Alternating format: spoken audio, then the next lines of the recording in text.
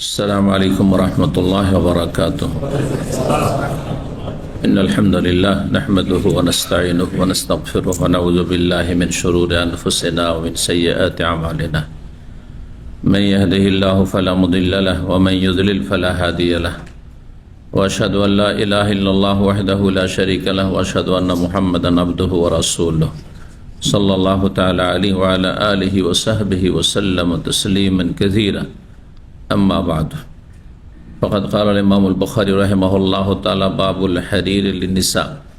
قال حدثنا سليمان بن حرب قال حدثنا شعبة وحدثني محمد بن بشار قال حدثنا غندر قال حدثنا شعبة عن عبد الملك بن ميسر عن زيد بن وهب عن علي بن أبي طالب رضي الله عنه قال كساني النبي صلى الله عليه وسلم حلة سيارة فخرجت فيها فرأيت الغضب في وجهه فشققتها بين نسائي. সম্মানিত ভাতৃমণ্ডলী, আল্লাহ রাব্বুল আলামিনের প্রশংসা এবং প্রিয় নবী সাল্লাল্লাহু আলাইহি সাল্লামের উপর সালাত ও সালামের পর আজ জুমাবার 30 জমাদাল উলা 1447 হিজরি মোতাবেক 21 নভেম্বর 2025 আমাদের ধারাবাহিক আলোচনা পোশাক পর্ব সহিহুল বুখারীর পর্ব নম্বর 7। এই পোশাক পর্বের অধ্যায় নম্বর হচ্ছে 30। ইমাম বুখারী রাহিমাহুল্লাহ এই অধ্যায় বলছেন বাবুল হারির লিন্নিসা। এই অধ্যায় হচ্ছে নারীদের জন্য রেশমের পোশাক পরিধান। মহিলাদের জন্য রেশম জায়েজ না নাজায়েজ কি জানা আছে? জায়েজ, সর্বসম্মতিক্রমে জায়েজ, কোনো দ্বিমত নেই। পুরুষদের জন্য হারাম। পুরুষরা যারা রেশমের কাপড় পরিধান করবে তারা জান্নাত গেলেও রেশমের নেয়ামত থেকে বঞ্চিত থাকবে। অথবা ওই হাদিসগুলি আরেকটি অর্থ হচ্ছে যে প্রথমখানে জান্নাতে যাবে না যতই আমলওয়ালা লোক হোক না কেন। যদি কোনো ব্যক্তি দুনিয়াতে রেশমের কাপড় পরিধান করে লাম ইয়ালবাসা ফিল আখিরা বা লাম ইয়ালবাসু ফিল আখিরা, আখিরাতে এই পোশাক পাবে না মানে জান্নাতে যেতে পাবে না। কারণ জান্নাতে তো যেমন চাইবে তাই পাবে। সুতরাং জান্নাতে যখন যেতে পারবে না প্রথমখানে, তখন পোশাক থেকে বঞ্চিত থাকলো। তারপরে সাজা শাস্তি শেষ হলে জাহান্নামে জ্বলে তাদের এই কাবিরা গুনাহ হারামের কারণে তারপরে যখন কাফারা মোচন হয়ে যাবে তখন আল্লাহ ফাসে গুনাহগার মুসলিমদের ক্ষেত্রে যে আল্লাহর বিধান যে এক সময় তাদের তৌহিদ যদি ঠিক থাকে, তৌহিদকে যদি নষ্ট না করে থাকে, ঈমান ইসলামকে ভঙ্গ না করে থাকে, তাহলে কোনো এক সময় সাজা শাস্তি পাওয়ার পরে জান্নাতে ফিরবে, আসবে। পক্ষান্তরে যারা কাবিরা গুনাহ মুক্ত থাকবে অথবা কাবিরা গুনাহ হয়ে গেলেও সেগুলি থেকে দুনিয়াতেই খালেস অন্তরে তওবা করে সংশোধন করে নিয়েছে, সেসব মুসলিম প্রথমে জান্নাতে যাবে ইনশাআল্লাহ। এটি হচ্ছে আহলে সুন্নাত ওয়াল জামাতের আকীদা। আর এই ক্ষেত্রে দুটো বিভ্রান্ত ফিরকা রয়েছে। একটি মুরজিয়া ফিরকা, শিথিলপন্থী। তারা বলে যে লা ইয়াদুরু মাআল ঈমানে মাসিয়া, মুসলিম হয়ে গেলে আর কোনো গুনাহতে ক্ষয়ক্ষতি নেই। কি বললাম? যদি জন্মসূত্রে মুসলিম হয়ে যান তাহলে আর পাপ করলে কোনো ক্ষয়ক্ষতি নেই। এক যুগে একটি ফিরকা নামে ছিল মুরজিয়া। এখন অধিকাংশ মুসলিমরা তাদের আমলের জগতে মুরজিয়া, শিথিলপন্থী। জন্মসূত্রে মুসলমান হয়ে জান্নাতের আশা করে বসে আছে। না আছে নামাজ, না আছে ফরজ ওয়াজিব, না হারাম থেকে বেঁচে থাকে। অধিকাংশ মানুষ হারামে ডুবে আছে, বিভিন্ন কাবিরা গুনাহ জড়িয়ে আছে, প্রকাশ্যে অথবা গোপনে। আর মনে করে যে আল্লাহ গফুর রহিম, হ্যাঁ আল্লাহ মাফ করবেন, মুসলিম তখন জান্নাত পাবো। এরা মূলত মুরজিয়াদের সন্তান। প্রাচীন যুগে যেসব মুরজিয়া ফিরকা পথভ্রষ্ট ছিল তাদেরই সন্তান, তাদের আদর্শের অনুসারী, শিথিলপন্থী। তাহলে ইসলামের শিথিল পন্থার কোনো সুযোগ নেই। আকীদা মানহাজের ক্ষেত্রে, ইবাদত বন্দেগীর ক্ষেত্রে অথবা আখলাক চরিত্রের ক্ষেত্রে। এলম হাসিল করার ক্ষেত্রে শিখবো না, জন্মসূত্রে মুসলিম, ইসলাম সম্পর্কে জানবো না, মুসলিম তো আছে জন অধিকাংশ মানুষ। শিথিল পন্থার কোনো সুযোগ নেই। ইসলাম শিথিল পন্থাকে অনুমোদন করে না, এলাও করে না। আর একটি হচ্ছে চরম পন্থা। এক যুগে চরমপন্থী কিছু ফিরকা ছিল যাদের নাম খাওয়ারেজ আর মুতাজিলা। তাদের আকীদা হচ্ছে কাবিরা গুনাহ করলে জান্নাত থেকে বঞ্চিত, কাবিরা গুনাহ করলে জান্নাত থেকে চিরকালের জন্য বঞ্চিত। তাহলে কি হবে? তারা কাবিরা গুনাহ নিয়ে যদি চলে যায় দুনিয়া থেকে, তাহলে চিরস্থায়ী জাহান্নামী। অস্থায়ী জাহান্নামী বলে তাদের কাছে কিছু নেই। আমাদের দেশে, বাংলাদেশে কিছু বক্তা কয়েক বছর আগে শোনা গেছে, তারা বলে যে যারা কাবিরা গুনাহ করে তারা সব জাহান্নামী। এরা হচ্ছে সব খাওয়ারেজ, চরমপন্থী অথবা মুতাজিলা, বুঝেছেন? তো চরমপন্থারও কোনো সুযোগ ইসলামে নেই। জঙ্গিবাদ চরমপন্থা, কট্টরপন্থা, যতটা ইসলাম কঠোর না ততটা নিজে কঠোর শক্ত হয়ে যাওয়া, এটা হচ্ছে চরমপন্থা। এর কোনো সুযোগ নেই। যে কোনো কারো খাবার যদি খান, তাহলে জিজ্ঞাসা করবেন যে খাবারগুলি আসলে কোত্থেকে, ইনকাম সোর্স কি আপনার, আপনার ব্যবসা বাণিজ্য হালাল না হারাম, জিজ্ঞাসাবাদ, তদন্ত শুরু করে দিতে হবে। মুসলিম গ্রুপ বাংলাদেশ একটা আছে, ওরা বলছে আমরা মুসলিম, হানফিও বলবো না আর আহলে হাদিসও বলবো না, বুঝছেন না? ওই যে হানফিও যেহেতু কোরআন হাদিসে নাই, আর আহলে হাদিস কেন নাম নেবেন? সব মুসলিম, সাম্মাকুল মুসলিমিন। এরা পথভ্রষ্ট, কিন্তু সাবধান এদের থেকে, এরা পথভ্রষ্ট, এরা চরমপন্থী। এদের বেশ কিছু লোক রাজশাহী, চাঁপাইনবাবগঞ্জ এলাকা, গ্রামগঞ্জ থেকেও বেশ কয়েক বছর আগে আমাকে টেলিফোন করেছে। তো একই অঞ্চলে সহিহ আকীদা মানহাজেরও অনুসারী কিছু লোকেরা রয়েছে, আর এ মুসলিম গ্রুপ আছে।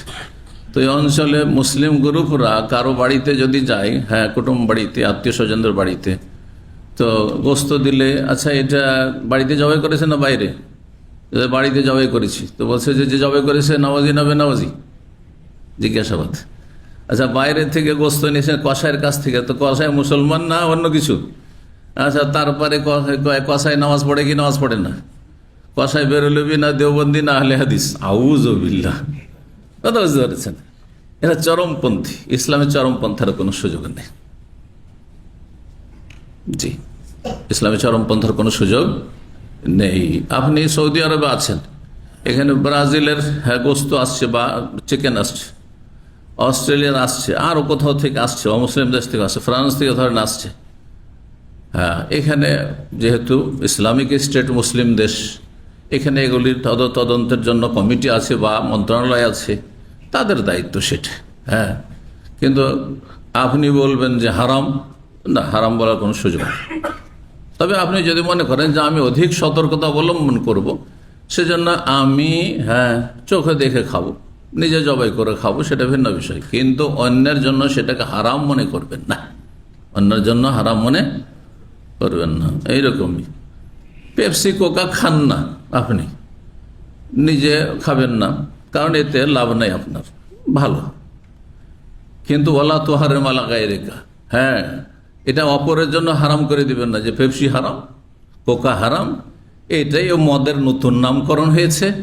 এগুলি ইসলাম সম্পর্কে বিভ্রান্তি এবং চরমপন্থা। তো সহিহ আকীদা মানহাজের নামে অনেক মুফতিরাও কিন্তু আমাদের দেশে চরমপন্থী, বুঝতে পারছেন না? এইরকমই নামাজ কবুল হওয়ার জন্য নামাজের সূরা দুয়ার অর্থ জানা শর্ত।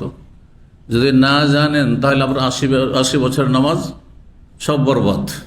আছে না নাই ফতোয়া? এরকম দেশীয় ফতোয়া এগুলো আছে না নেই? চরমপন্থা এগুলো, চরমপন্থা। তবে যদি বলেন যে নামাজের ভিতরে যেসব সূরা দুয়া যা কিছু পড়বেন অর্থ বুঝে পড়ার চেষ্টা করবেন, অর্থ বুঝে পড়লে এবং মনোযোগী হয়ে পড়লে তার কোয়ালিটি সুন্দর হবে, আর বিনা বুঝে পড়লে সবচেয়ে ডাউন কোয়ালিটি হবে, এতটা ঠিক আছে। এগুলো হচ্ছে মধ্যম পন্থা। তো ইসলাম হচ্ছে দিনে ওয়াসাত, মধ্যম পন্থা, মধ্যম পন্থা। শিথিলতাও নেই আর চরম পন্থাও নেই, দুটোই গুমরাহি। কিন্তু বর্তমান যে মুসলিম সমাজে হয় কিছু সেকুলার নাস্তিক আছে, এরা হচ্ছে শিথিলপন্থী, এরা জাহান্নামের রাস্তায়। আর একদল হচ্ছে চরমপন্থী, মাজার পূজারি, পীর পূজারি, যা ইসলামে নেই তাকে ইসলাম বলে। তারপরে জঙ্গি, নিজের হাতে আইন কানুন তুলে ধরেছে, নিজেই সরকার যখন জেহাদ করেন আমরাই জেহাদি, এরা ফাসাদি, চরমপন্থী। বুঝতে পারছেন না? দুটোই নেই। ইসলামে নাস্তিকতা বা ধর্ম নিরপেক্ষতার যেমন সুযোগ নেই, সেটা জাহান্নামে নিয়ে যাবে, তেমনি ইসলামের নামে যা ইসলাম নয় সেটাকে ইসলাম মনে করে পালন করা, সেটাও জাহান্নামে নিয়ে যাবে। সুতরাং মধ্যমপন্থী হবেন। ওয়াকাযালিকা জাআলনাকুম উম্মাতাও ওয়াসাতা। ওয়াসাত মানে মধ্যম পন্থা হয়, আর ওয়াসাত মানে শ্রেষ্ঠ হয়। দুটি তাফসীরে আয়াতের। জি, এবং মধ্যমটা খুব সহজ, রাজপথের মতো। রাস্তার মাঝখান দিয়ে চলাটা খুব সহজ, কিন্তু রাস্তার কিনারা গেলে ঝুঁকি থাকে, খাদে পড়ার ঝুঁকি থাকে। দুই দিকে খাদ আছে, আছে না নেই? তো ইসলামের দুই দিকে খাদ আছে। একটা হচ্ছে শিথিল পন্থার খাদ, গর্ত, আরটি হচ্ছে চরম পন্থার গর্ত। দুই গর্ত থেকে বেঁচে থাকার চেষ্টা করতে হবে। আল্লাহ যেন তৌফিক দান করে। ভূমিকায় এই কথাগুলি বলার পরে এখন আমরা আসি কি সম্পর্কে? মহিলাদের জন্য রেশমের বিধান, রেশম জায়েজ। 5840 নম্বর হাদিস। হাদিস বর্ণনা করছেন আব্দুল মালিক বিন মায়সারা, তিনি বর্ণনা করছেন যায়েদ বিন ওয়াহাব থেকে তাবেঈ, তিনি বর্ণনা করছেন আলী বিন আবি তালিব রাদিয়াল্লাহু তাআলা আনহু থেকে। তিনি বলেন যে কাসানিন নবী সাল্লাল্লাহু আলাইহি ওয়াসাল্লাম হুল্লাতান সিয়ারা, আমাকে নবী করিম সাল্লাল্লাহু আলাইহি ওয়াসাল্লাম পরিধান করার জন্য দিলেন, মানে উপঢৌকন দিলেন, বস্ত্র দান করে। কাসানি মানে আমাকে পরতে দিলেন, শাব্দিক অর্থ, কিন্তু উদ্দেশ্য এখানে নয় যে তুমি পরো, এই কথা বলেননি। একটা কাপড় দিলেন যেটা রেশমের কাপড় ছিল। আমাকে নবী করিম সাল্লাল্লাহু আলাইহি ওয়াসাল্লাম এমন একটি বস্ত্র দিলেন যেটি ছিল হুল্লাতান সিয়ারা, রেশমি জোড়া কাপড়। হুল্লা বলা হয়, একটি কাপড়কে হুল্লা বলা হয় না। তখনকার যুগে এক ধরনের পোশাক ছিল যা পুরুষরা পরত, এজারুন ওয়ারিদাউন, দুটি সমষ্টির নাম। একটি লুঙ্গি, নিচে খোলা, এহরামের আজকালকার কাপড়ের মতো, এহরাম পরলে নিচে একটা কাপড় থাকে, আর সেম কাপড় ওপরে একটা গায়ে জড়িয়ে রাখেন, যেটার নাম চাদর। এই দুটোর সমষ্টির নাম ছিল তখন হুল্লা। এই জন্য হুল্লার মানে হচ্ছে জোড়া কাপড়, জোড়া কাপড়। রেশমি হুল্লা মানে রেশমি জোড়া কাপড় আমাকে নবী সাল্লাল্লাহু আলাইহি ওয়াসাল্লাম দিলেন উপঢৌকন। তাহলে এখান থেকে প্রমাণিত হইল শ্বশুরের জামাইকে হাদিয়া দেওয়া, তাই না? হলো না? মাসলা ইস্তেমাত করেন, জায়েজ না না জায়েজ? যে কোনো মানুষকে হাদিয়া দিতে পারেন, এমনকি অমুসলিমকেও দিতে পারেন, যদি সেখানে ইসলামের স্বার্থে দেন অমুসলিমকে, তো তাদের নেকিও আছে। গোলামির স্বার্থে দিলে তখন আপত্তিকর। আপনি ছোট হয়ে দেবেন না, কাফের কাছে আপনি নিজে গোলাম, সেই জন্য না। জালেম কাফের তার অনিষ্ট থেকে নিজেকে অথবা নিজের জাতিকে, মুসলিমকে, মুসলিম দেশকে রক্ষা করার জন্য উপঢৌকন দেওয়া যায়। আজকাল বিভিন্ন শাসকরা ধরেন কিছু গিফট দেখছেন যে কোনো কাফেরকে দিল, কাফের নেতাকে দিল, অনেক সময় আপনারা না জেনে বিরূপ মন্তব্য করেন। সেখানে তার নিয়ত আপনি দেখেছেন কি নিয়ত দিচ্ছে? যদি দেশ, জাতি, মুসলিম দের স্বার্থে দিয়ে থাকে যে এই ব্যক্তি আমাদের জন্য ক্ষতির কারণ হইতে পারে, এর ক্ষতিটাকে কম করার জন্য, অথবা যেন ক্ষতি না করে, আমাদের সম্পর্কে নেগেটিভ না হয় পজিটিভ হয়, ইতিবাচক ভূমিকা তার থাকে, সেই জন্য দিচ্ছি, তাহলে সব, কারণ সে বৃহৎ স্বার্থে দিয়েছে। কিন্তু যদি চামচামি করে দেয়, গোলামি করে দেয়, উদ্দেশ্য মুসলিম উম্মা নয়, উদ্দেশ্য মুসলিম জাতি নয়, উদ্দেশ্য মুসলিম দেশকে রক্ষা করা নয় তাদের অনিষ্ট থেকে, উদ্দেশ্য হচ্ছে তাদের গোলামি করা, তখন আপত্তিকর। শুধু একটি অবস্থা, ইসলামের দিকে আকৃষ্ট করার জন্য যদি দেয়। হ্যাঁ, যদি একটা লোককে ধরেন, আমি একটা উদাহরণ দিই, আমরা যেহেতু অমুসলিমদের আর মুসলিমদের সবার দাওয়াতের ময়দানে আছি, সেজন্য একটি অভিজ্ঞতার কথা বলছি। একজন নতুন মানুষ যাকে চিনি না, অমুসলিম, তার সাথে রাস্তায় দেখা হইলো, আর দেখা হইতে মাত্রই যদি তাকে একটা কিতাব তুলে দিয়ে ইসলাম নেবে, প্রথম কথা নিবেই না হয়তো, আর যদি নিয়েও নেই চক্ষু লজ্জায়, তাহলে সে কখনো পড়বে না। নেওয়ার পরে আমার চোখের আড়াল হয়ে ফেলে দেবে। চোখের আড়াল হইলে কি করবে? ফেলে দেবে। ফেলে দেবে কথাটা বাড়াবাড়ি মনে করছেন নাকি? আমার চোখে দেখা, 2 জায়গায় দেখেছি এটা। আমি আমার এই 27 বছরের জীবনে 2 জায়গায় দেখেছি যে আমাদের কাছ থেকে নিয়ে নিল, আর তারপরে আমাদের থেকে একটু সরে যাওয়ার পরে ফেলে দিল। একসময় ইসলামিক সেন্টারে লিফলেট তৈরি হইতো, দেখেছেন কেন?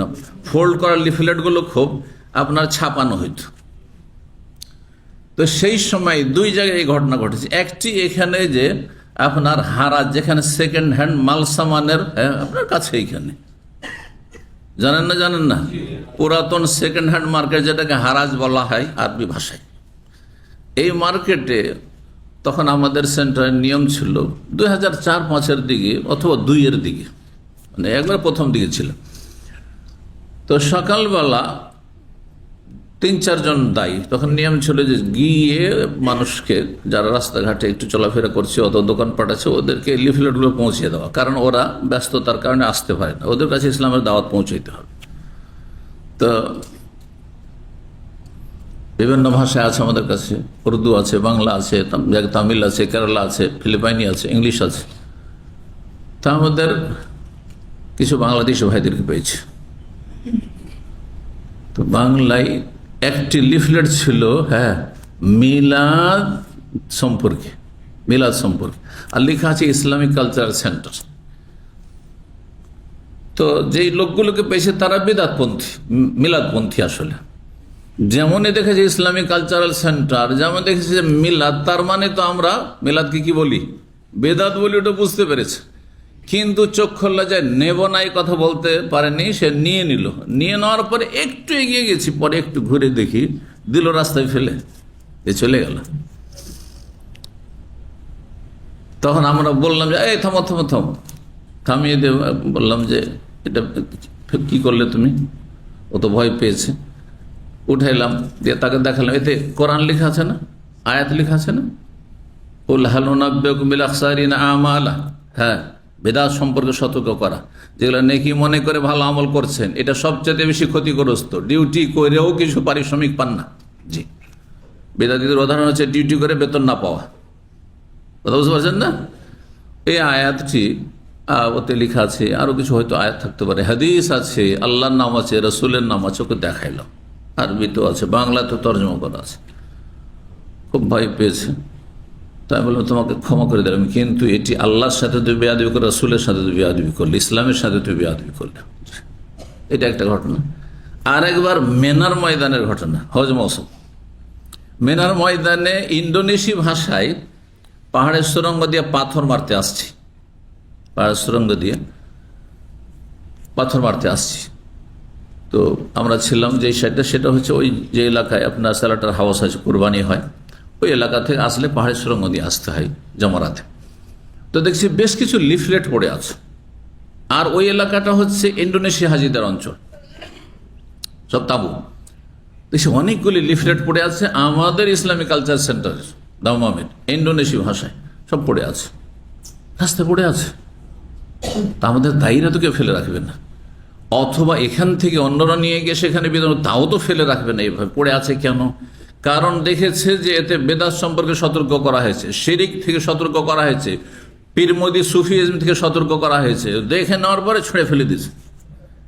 আর হাজিরা যখন আসে বেদাতি সুফিদের দেশগুলি থেকে, সেটা ইন্দোনেশিয়া হোক, আর মালয়েশিয়া হোক, আর বাংলাদেশ হোক, আর তুরস্ক হোক, আর আফগানিস্তান হোক, পাকিস্তান হোক, ইন্ডিয়া হোক, যেখান থেকে হোক, বেদাতিদেরকে তাদের মোল্লারা এত সতর্ক সাবধান করে হজে পাঠায় যে সৌদি আরব যাচ্ছ হজ করার জন্য, সেখান থেকে ধর্মকর্ম নিয়ে আসবে না, ইসলাম নিয়ে আসবে না, কারণ সেখানে সঠিক ইসলাম নেই। এই পাঠ পড়িয়ে পাঠায়, বুঝতে পারছেন না? যেন খুবই সতর্ক, তারা নেবেই না প্রথম কথা, আর যদি নিয়ে নেয় তো এভাবে ফেলে দিবে। এই দুটো আমার স্বচক্ষে দেখা, সেগুলিকে আমরা সব উঠিয়ে নিলাম যে পড়ে আছে রাস্তায়, তো এগুলি তো নষ্ট হবে, সবগুলি একটা একটা করে, আমার সাথে মনে হয় আরও কিছু অনেক আগের ঘটনা যেহেতু, তো উঠিয়ে নিয়ে সব আপনার আবার তাঁবুতে নিয়ে গেলাম। জি, এ হচ্ছে অবস্থা। কি জন্য বললাম কথাটি?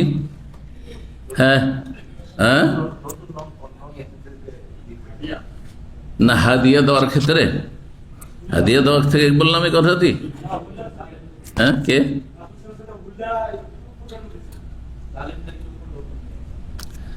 কি বলতে গিয়ে বললাম ওখানে ফিরে আসেন, কেউ যদি ফিরে আসতে পারেন বলবেন।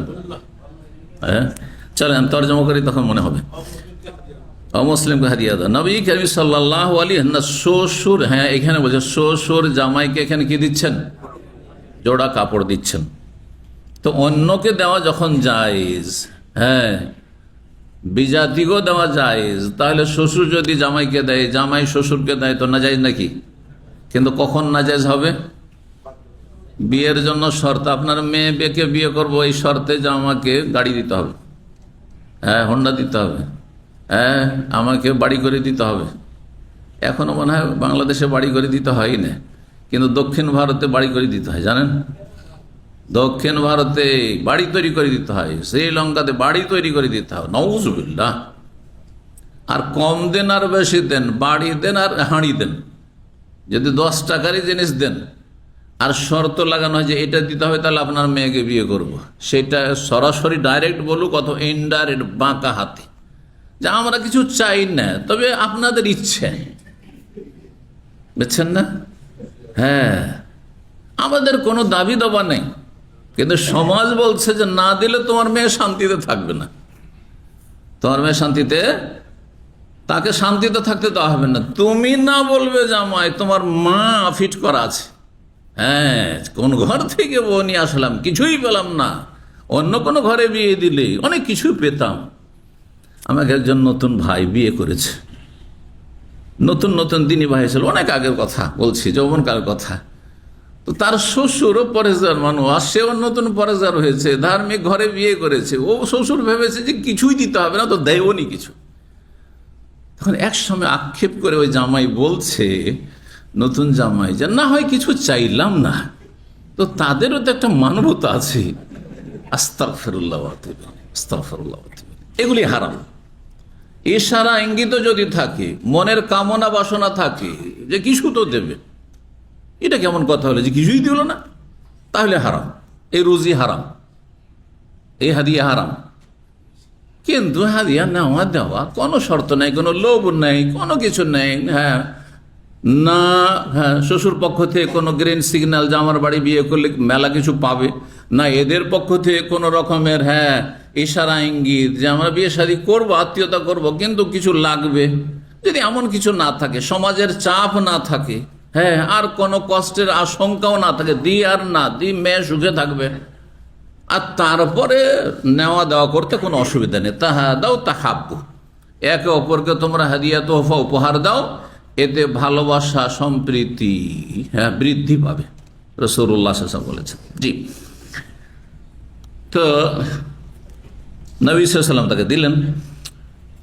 ফাখারাজতু ফিহা, আলী ভেবেছেন, মাসলা জানা ছিল যে রেশম পুরুষের জন্য হারাম, এই মাসলা কিন্তু জানা ছিল না।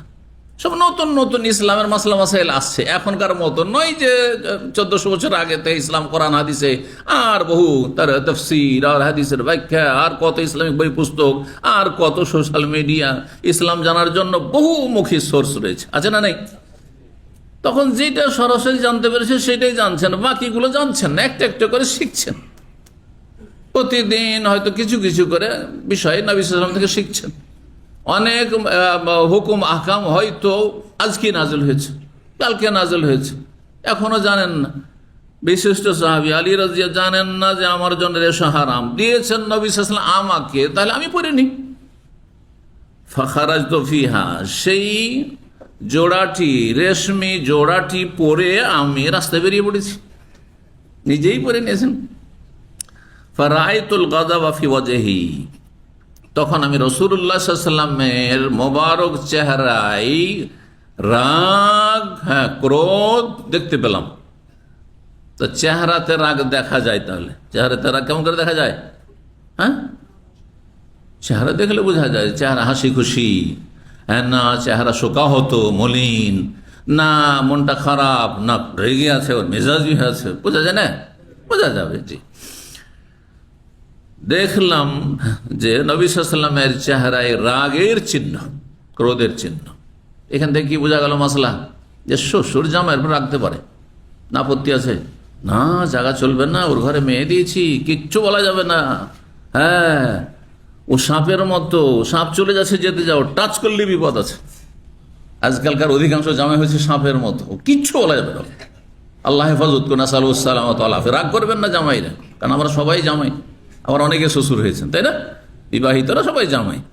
এই চরিত্রের হবেন না যে সাপের মতো, আমাকে যেন কোনো কথা না বলা হয়, কোনো শিক্ষা না দেওয়া হয়, হ্যাঁ, শ্বশুর পক্ষ থেকে, হ্যাঁ, ওয়াইফের বংশ থেকে, আমি কারোর কাছে শিখতে চাই না, এই ধ্যান ধারণা না থাকে, এটি খারাপ চরিত্র।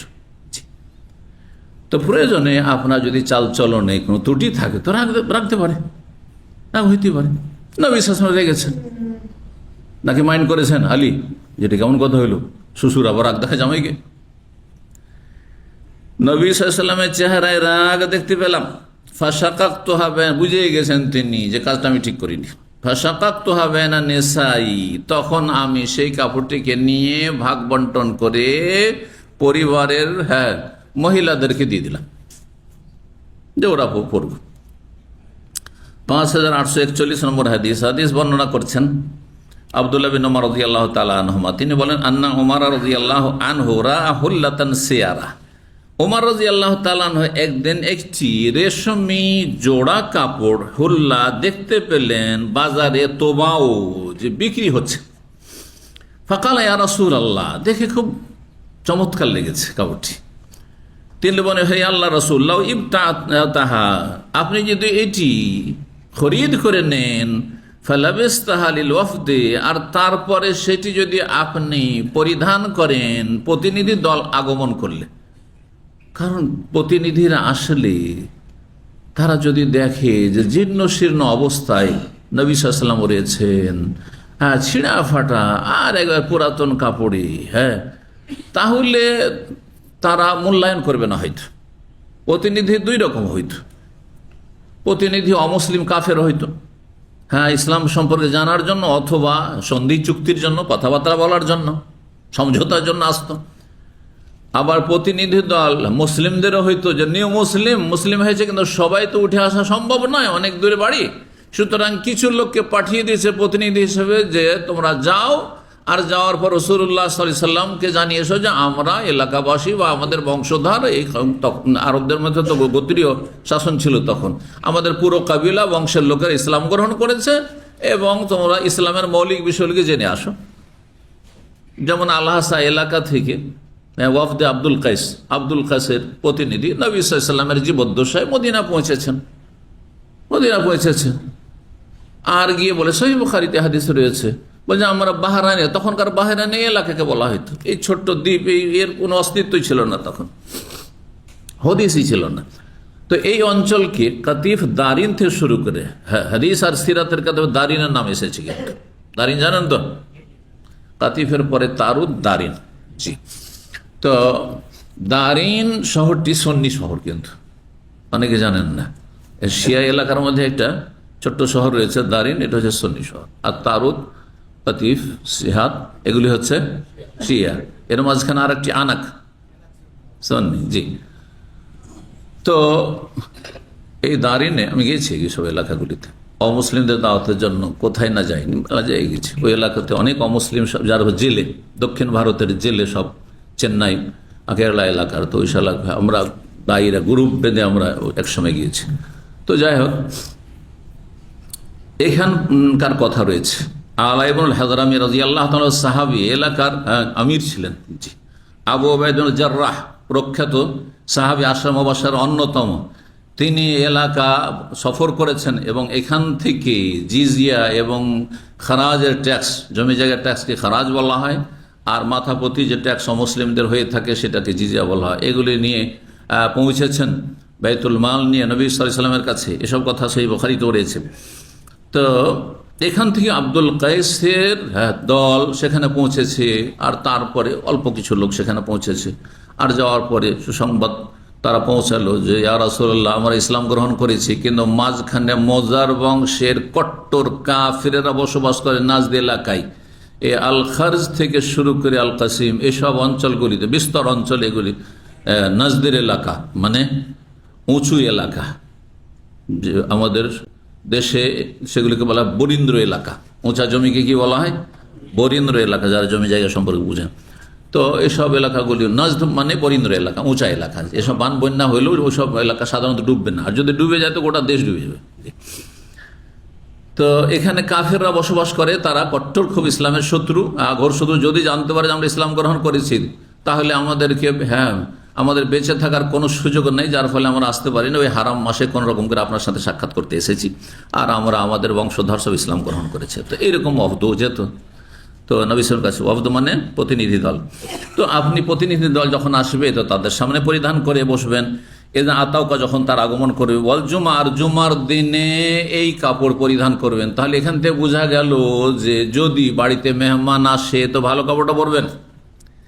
আর একটা মশলা বোঝা গেল, জুমার দিনে ভালো পোশাকটা পরবেন। হ্যাঁ, ঈদের দিনে ভালো পোশাকটা পরবেন। জি, বলছেন যখন এই কথা বললেন, কে এই প্রস্তাব? ওমর রাদিয়াল্লাহু তাআলা আনহু। কালা, তখন নবী বললেন, ইন্নামা ইয়ালবাসু হাযিহি, এই রেশমের কাপড়, কারণ এই জোড়া ছিল রেশমি জোড়া, এই রেশমের কাপড় পরিধান করবে এমন পুরুষরা, লা খালাকা লাহু, যার পরকালে কোনো অংশ নেই, মানে জান্নাতে কোনো অংশ নেই। তাহলে বোঝা গেল যে রেশমের কাপড় পরলে জান্নাত প্রথমখানে যেতে পারবে, দখুল আউয়ালি হবে না, প্রথমখানে যেতে পারবে না, যদিও তার ইমান ইসলাম ফরজ ওয়াজিব ঠিক থাকে। এই হারামের কারণে তার কোনো অংশ নেই, মানে প্রথমখানে অংশ নেই। কিন্তু এটা খারিজি ব্যাখ্যা কি জানেন? আর মুতাজিলার ব্যাখ্যা যে কাবিরা গুনাহ করলে জান্নাতে কোনোদিনই যেতে পারবে না। এগুলি হচ্ছে সংশয় গুমরাহির কারণ। কোরআন হাদিসকে ভুল বুঝলে অনেকেই কোরআন হাদিস ভুল বুঝতে গিয়ে জাহান্নামী হয়েছে। এই কথা কোরআন কারিমে রয়েছে। আল্লাহ ওয়ালা ইয়াজিদুজ জালিমিন ইল্লা খাসারা ওয়া নুনাজ্জিলু মিনাল কোরআনে মা হুয়া শিফা। আল্লাহ বলছেন, কোরআন নাজিল করেছি আমি আল্লাহ, মা হুয়া শিফা, যাতে কি রয়েছে? রোগের আরোগ্য রয়েছে, শিফা রয়েছে। কুফরির রোগ, পাপের রোগ, শাহওয়াতের রোগ, শুবহাতের রোগ, সংশয়ের রোগ, কুপ্রবৃত্তির রোগ, যত পাপের রোগ হইতে পারে মানুষের, সমস্ত রোগের, এমনকি শারীরিক রোগ, মানসিক রোগ, সমস্ত রোগের, আর সবকিছুর আগে অন্তরের রোগ।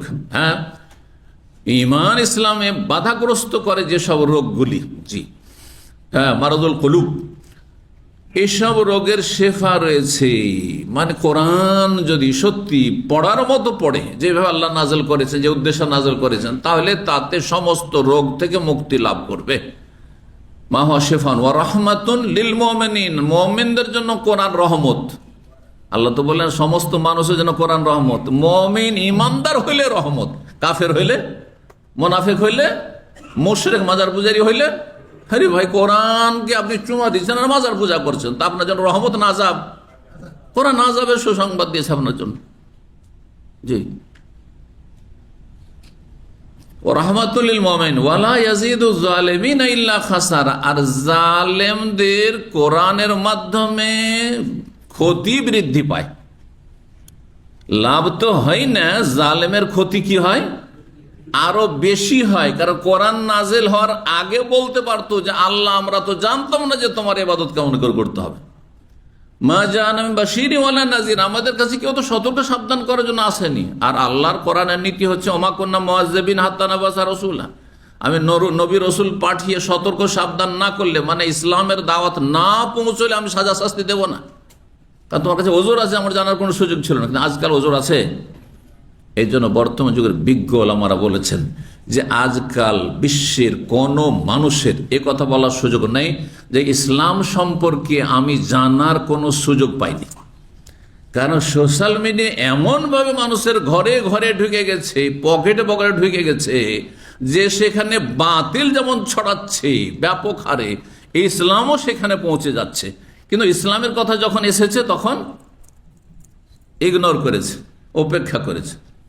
যখন সহি আকীদার কথা এসেছে, কোরআন সুন্নাহ আলেমের কথা এসেছে, বাদ দাও এই ওয়াহাবিদের কথা, বাদ দাও এই লামাযহাবির কথা, এই বাদ দাও এইসব লাহাবিদের কথা, বাদ দাও এসব, এরা হচ্ছে ইহুদির দালাল, এরা হচ্ছে রিয়াল খোর, এরা ডলার খোর, আউযু বিল্লাহ, এ বলে উপেক্ষা করেছে। দাওয়াত কিন্তু পৌঁছে গেছে, দাওয়াত পৌঁছে গেছে। এই জন্য কোনো ওজর না, আমরা জানতাম না আল্লাহ যে মাজার পূজা শিরক, আমরা জানতাম না আল্লাহ যে মিলাদ করা বেদাত, আল্লাহ আমরা জানতাম না যে এসব হারাম। হ্যাঁ জানতাম, এই বলার সুযোগ নাই কারো। সারা দুনিয়াতে ইসলামের দাওয়াত পৌঁছে গেছে, অমুসলিমদের কাছে পৌঁছে গেছে, আর মুসলিম সমাজে যারা বিভ্রান্ত তাদের কাছে দাওয়াত পৌঁছে গেছে, কিন্তু তারা দাওয়াতের গুরুত্ব দেয়নি, উপেক্ষা করেছে। আমান আরাজ আন যিকরি, এরাজ মানে এড়িয়ে চলা, এরাজ মানে উপেক্ষা করা, তো উপেক্ষা করেছে। তো কি বলছিলাম না, তারপরে বলছিলাম যে খারেজি জঙ্গিরা ক্ষতিগ্রস্ত হয়েছে কোরআন হাদিসের কিছু দলিলকে ভুল বুঝে। যেমন এই হাদিসকে কিভাবে বুঝেছে, যদি কেউ রেশমের কাপড় পরে আখেরাতে কোনো অংশ নেই, মানে কোনো দিনই অংশ নেই, এই ব্যাখ্যা মানে কখনো জান্নাতে যাবে না। যদি এই অর্থ করেন তাহলে বহু আয়াত হাদিস প্রমাণ করে যে মানুষের কাবিরা গুনাহ থাকলে যদি ঈমান নষ্ট না হয় তো জান্নাত পাবে। বিশেষ করে শাফাত, সুপারিশ হাদিসে নেই? সুপারিশ হাদিস কি আছে? বহু লোক জাহান্নামে চলে গেছে আর জাহান্নামে জ্বলতে আছে, নবী সাল্লাল্লাহু আলাইহি ওয়াসাল্লাম সুপারিশ চলছে, সুপারিশে উঠে আসছে, আচ্ছা এই ক্যাটাগরির লোক উঠিয়ে নাও, এই ক্যাটাগরির লোক উঠিয়ে নাও, এইরকম পাপীদের উঠিয়ে নাও, আছেন না লম্বা হাদিস? তাহলে ওই হাদিসটি কি করবেন? তাহলে স্পষ্ট এর বহু দলিল রয়েছে যে মুসলিম সমাজের যারা পাপিষ্ট, যদি তাদের মূল ইসলাম ঠিক থাকে, বড় শিরক কুফরি করে না মারা যায়, একেবারে বেনামাজি হয়ে না মারা যায়, তাহলে ক্ষমা আছে আল্লাহর কাছে, কোনো একদিন ক্ষমা হবে। কিন্তু যদি বড় কুফরি করে মারা যায়, যদিও মুসলিম ধার্মিক পরিবারে সে জন্ম নিয়েছে, কিন্তু ঈমান ভঙ্গ করে মারা গেছে, তাহলে কোনো দিনই তার জান্নাতে অংশ নেই। বেশি ঠান্ডা লাগলে পিছনেটা বন্ধ করে দেন, যাতে আপনাদের বেশি ঠান্ডা না লাগে। ও আন্নান নবী সাল্লাল্লাহু আলাইহি ওয়াসাল্লাম বাসা বাদা ইলা ওমর, তারপরে নবী সাল্লাল্লাহু আলাইহি ওয়াসাল্লাম, তারপরে নবী সাল্লাল্লাহু আলাইহি ওয়াসাল্লাম এখানে কি করলেন? যখন ওমর রাদিয়াল্লাহু প্রস্তাব করলেন যে আপনি এই রেশমের কাপড়টা কিনে নেন, আর কিনে নিয়ে এটা জুম্মার দিনে পরার জন্য, আর প্রতিনিধি দল আসলে তাদের সামনে পরার জন্য এটাকে রেখে নেন, তখন তিনি বললেন যে এটা এমন পুরুষরা পড়বে যাদের আখিরাতে জান্নাতে কোনো অংশ নেই, মানে প্রথমে জান্নাতে যেতে পারবে না। আর একটি হাদিস হচ্ছে যে রেশমের নিয়ামত পাবে না জান্নাতে গেলেও। কিন্তু তার কয়েকদিন পরে বা কিছুদিন পরে কি করছেন নবী সাল্লাল্লাহু আলাইহি ওয়াসাল্লাম? বলছেন নবী সাল্লাল্লাহু আলাইহি ওয়াসাল্লাম তারপরে ওমর রাদিয়াল্লাহু তাআলার কাছে একটি রেশমি জোড়া কাপড় পাঠিয়ে দিচ্ছেন। কেনার কথা যখন বললেন তো বললেন যে না, এটা পুরুষদের জন্য চলবে না, না হলে জান্নাতে কোনো অংশ নেই। আর কয়েকদিন পরে ওমর রাদিয়াল্লাহু তাআলা আনহুর বাড়িতে একটি হাদিয়া, উপঢৌকন পাঠিয়ে দিচ্ছেন। সেটা কি ছিল? হারিরান, রেশমের কাপড় ছিল। কাসাহা ইয়াহু, ওমরকে পাঠিয়ে দিলেন উপঢৌকন হিসাবে, পরিধান করার জন্য, বস্ত্র হিসেবে পাঠিয়ে দিলেন। ফাকাল ওমর রাদিয়াল্লাহু তাআলা ছুটে এসেছেন যে এটা কেমন হইল? নবী সাল্লাল্লাহু আলাইহি ওয়াসাল্লাম বললেন যে রেশমের কাপড় যে পুরুষ পরবে তার আখিরাতে কোনো অংশ নেই, আর আমাকে পাঠিয়ে দিলেন, তাহলে আমার কি আখিরাতে কোনো অংশ নেই নাকি? আমি কি জাহান্নামী নাকি? তাহলে কত জাহান্নাম বলে একটা ভয় ছিল যে আমি কি করে এটা পড়তে পারি। ছুটে এসেছেন, অন্য রিওয়ায়াতে রয়েছে, এখানে রয়েছে ওমর বললেন কাসাউতানি, হাই হে আল্লাহ রসুল, আপনি আমাকে এটা পরিধান করার যে এই বস্ত্র দিলেন, আপনি কেন? ওয়াকাদ সামি'তুকা তাকুলু ফিহা মা কুলতা, আমি আপনাকে বলতে শুনেছি যে আপনি এই রেশমি কাপড় সম্পর্কে যা বলেছেন তা তো বলেছেন, আমার তো মনে আছে, হ্যাঁ, যে এই রেশমি কাপড় যদি কোনো পুরুষ পরে তাহলে তার আখিরাতে জান্নাতে কোনো অংশ নেই। ফাঁকা আল্লাহ, তখন নবী সাল্লাল্লাহু আলাইহি ওয়াসাল্লাম কি বলছেন? ইন্নামা বাস্তু বেহা ইলাইকা তাবিআহা আও তাকসুহা, আমি তোমার কাছে এই জন্য পাঠাইনি যে তুমি নিজেই পরিধান করবে, বরং সেটা এই জন্য পাঠিয়েছি উপঢৌকন হিসাবে যে সেটা হয় বিক্রি করে দিয়ে পয়সাটা তোমার কাজে আসবে, অথবা সেটা তুমি অন্য কাউকে, কোনো মহিলাকে তোমার পরিবারের পরিধান করার জন্য দিয়ে দিবে, তাকে দিয়ে দিবে, তোমার স্ত্রীকে দিয়ে দিবে, তোমার মা বোনকে দিয়ে দিবে, তোমার মেয়েকে দিয়ে দিবে, কাউকে দিয়ে দিবে, আর না হলে বিক্রি করবে। এখান থেকে কি বোঝা গেল? যে উপহারের জিনিস বিক্রি করা কি জায়েজ, কিন্তু আমাদের সমাজে কি ধারণা রাখে, যখন উপহার দিয়েছে এটা বিক্রি করা ঠিক হবে না। হ্যাঁ, বলে না, এটা কিন্তু সাধারণ ধারণা আমাদের। না, জায়েজ কিছু নাই, তবে যদি সেটা ব্যবহারযোগ্য হয় তাহলে বিক্রি করা উচিত নয়, এটা অবশ্য বলব, পছন্দনীয় নয়। কারণ যেই ব্যক্তি আপনাকে উপহার দিয়েছে সে বড় আশা করে দিয়েছে, আপনাকে মহব্বত করে সেই জন্য যে আপনি সেটা ব্যবহার করবেন, আর সে যদি বিক্রি করে সে জানতে পারে তো মনে কষ্ট হবে না? আর কোনো মুমিন মুসলিমকে কোন রকম কষ্ট দেওয়া কি জায়েজ? তাহলে এই বিষয়টা অবশ্যই বুঝতে, এগুলি হচ্ছে ফিকহের জ্ঞান। হ্যাঁ, যে সমস্ত হাদিসগুলি দলিলগুলিকে সামনে রেখে আপনাকে চিন্তা করতে হবে। শরীয়তের কিছু কাওয়ায়েদ, মূল নীতিমালা আছে ফতোয়ার ক্ষেত্রে, মূল নীতিমালার বাইরে আপনার কোনো হাদিসের ব্যাখ্যা করা যাবে না। হ্যাঁ, আপনি খেয়াল খুশি ব্যাখ্যা করে দিবেন, আপনি হাদিস বলে তর্জমা করে দিবেন, আর আপনি ইসলামের মৌলিক কায়দা কানুনের উল্টো পাল্টা কথাবার্তা বলেন, এটা চলবে না। কিন্তু সবসময় সব কিছুর কাওয়ায়েদ আছে, নীতিমালা আছে। আমাদের কাছে নীতিমালা হচ্ছে যে কোনো কাউকে কষ্ট দেওয়া জায়েজ নয়, ঠিক কিনা? এখন আমাদের দেশের সমাজ আর প্রথা হচ্ছে যে আমাকে যদি কেউ উপহার দেয়, এটা দিল, এটাকে উপহার, আর তার সামনে যদি আমি বিক্রি করে দিই তো মোটেই এটা ভালো লাগবে না, খারাপ লাগবে এটা, সুতরাং এটা করা যাবে না। কিন্তু এমন কিছু উপহার দিল যেটা আমার ব্যবহারযোগ্য নয়, কারণ মনে করেন আমাকে যদি কেউ প্যান্ট শার্ট দিয়ে দেয়, তা ব্যবহার করতে হবে কেমন, তাহলে সেটা কাউকে দিয়ে দিতে হবে, নাহলে বিক্রি করে দিতে হবে, ফেলে দেওয়া জিনিস তো না। আচ্ছা, ধরেন কেউ গোল্ড দিয়ে দিল আমাকে, কোনো জায়গায় আমাকে কি করলো, স্বর্ণ দিয়ে দিল, ব্যবহার করা যাবে নাকি? স্বর্ণের আংটি, তো কি হলো, ফিরিয়ে দেবো যে না না না আমার জন্য হারাম নেব না? না, সেটার কোনো প্রয়োজন নেই। আপনাকে দিয়েছে, আপনি নিয়ে নিয়ে আপনার পরিবার যাদের জন্য জায়েজ তাকে দিয়ে দেন, আর না হলে বিক্রি করে দেন, তখন জায়েজ। 5842 নম্বর হাদিস। হাদিস বর্ণনা করছেন আনাস বিন মালিক রাদিয়াল্লাহু তাআলা, তিনি বলেন আন্নাহু রাআ আলা উম্মে কুলসুমিন রাদিয়াল্লাহু তাআলা আনহা বিনতে রাসূলিল্লাহ সাল্লাল্লাহু আলাইহি ওয়াসাল্লাম বুরাদা হারিরিন সিয়ারা। আনাস রাদিয়াল্লাহু তাআলা দেখেছেন নবী সাল্লাল্লাহু আলাইহি ওয়াসাল্লামের কন্যা উম্মে কুলসুম রাদিয়াল্লাহু তাআলা আনহার গায়ে বা শরীরে বোরাদা হারির, রেশমের চাদর, রেশমি চাদর, যে চাদরের নাম সিরা ছিল সেই যুগে, সেই রেশমি চাদর পরিহিতা অবস্থায় দেখে বা পরিহিতা দেখেছেন কাকে? নবী সাল্লাল্লাহু আলাইহি ওয়াসাল্লামের কন্যাকে উম্মে কুলসুম। উম্মে কুলসুম নবী সাল্লাল্লাহু আলাইহি ওয়াসাল্লামের দ্বিতীয় না তৃতীয় মেয়ে? হ্যাঁ, দ্বিতীয় বললেন না তৃতীয়? না, হ্যাঁ তৃতীয়, এটা ঠিক। নবী সাল্লাল্লাহু আলাইহি ওয়াসাল্লাম জাইনাবের বিয়ে দিয়েছেন কার সাথে? বড় মেয়ের, হ্যাঁ দেখি, আবুল আস ইবনে রবি। জি, আবুল আস ইবনে রবি হচ্ছে খাদিজা রাদিয়াল্লাহু তাআলার বোনের ছেলে, মানে খালাতো ভাই বোনের বিয়ে হয়েছিল, মনে রাখবেন আত্মীয়তা। আবুল আস ইবনে রবি আর জাইনাব খালাতো ভাই বোন, খালাতো ভাই বোন। আর আরবদের মধ্যে নিকট আত্মীয় মাঝে বিয়ে শাদীর প্রচলনটা বেশি, এখনো চলে আসছে ওটাই। আর তারপরে দ্বিতীয় কন্যা কে ছিল? রোকাইয়া রাদিয়াল্লাহু তাআলা। জাইনাব তো বড় হয়ে গেল। রোকাইয়া, রোকাইয়ার বিয়ে দিয়েছেন কার সাথে? হ্যাঁ, ওসমান রাদিয়াল্লাহু তাআলার সাথে। তিনি যখন ইন্তেকাল করলেন, ইন্তেকালের পরে বিয়ে দিয়েছিলেন কাকে? উম্মে কুলসুমকে বিয়ে দিয়েছিলেন। জি,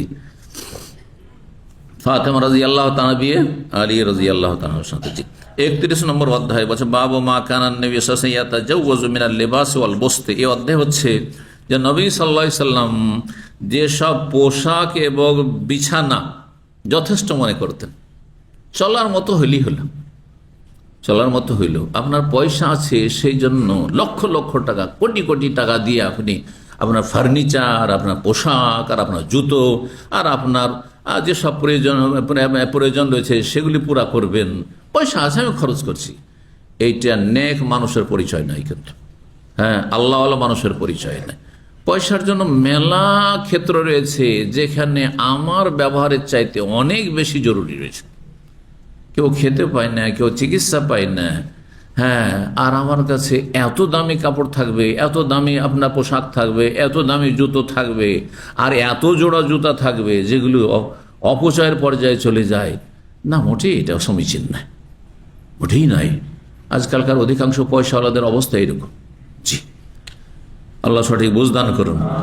নবী সাল্লাল্লাহু আলাইহি ওয়াসাল্লাম যথেষ্ট মনে করতেন নিজের জন্য যেসব পোশাক এবং বিছানা, অথচ একেবারে নিম্নমানের সাধারণ সাধারণ পোশাক, সেই যুগ সাধারণ পোশাক, সেই যুগ সাধারণ বিছানা একেবারে ছিল, কোনো আরামদায়ক বিছানা ছিল না সাল্লাল্লাহু আলাইহি ওয়াসাল্লাম। 5843 নম্বর হাদিস বর্ণনা করছেন ইবনে আব্বাস রাদিয়াল্লাহু তাআলা আনহুমা। তিনি বলেন, লাবিস্তু সানাতান, আমি 1 বছর ধরে অপেক্ষা করছিলাম। ওয়া আনা উরিদু আন আসালা ওমর, আমি এই দীর্ঘ 1 বছর ধরে আমি চাইছিলাম যে ওমর রাদিয়াল্লাহু তাআলা আনহুকে আমি জিজ্ঞেস করবো সরাসরি। তখন ওমর রাদিয়াল্লাহু আমিরুল খলিফা ছিলেন, তার খেলাফত আমলের ঘটনা।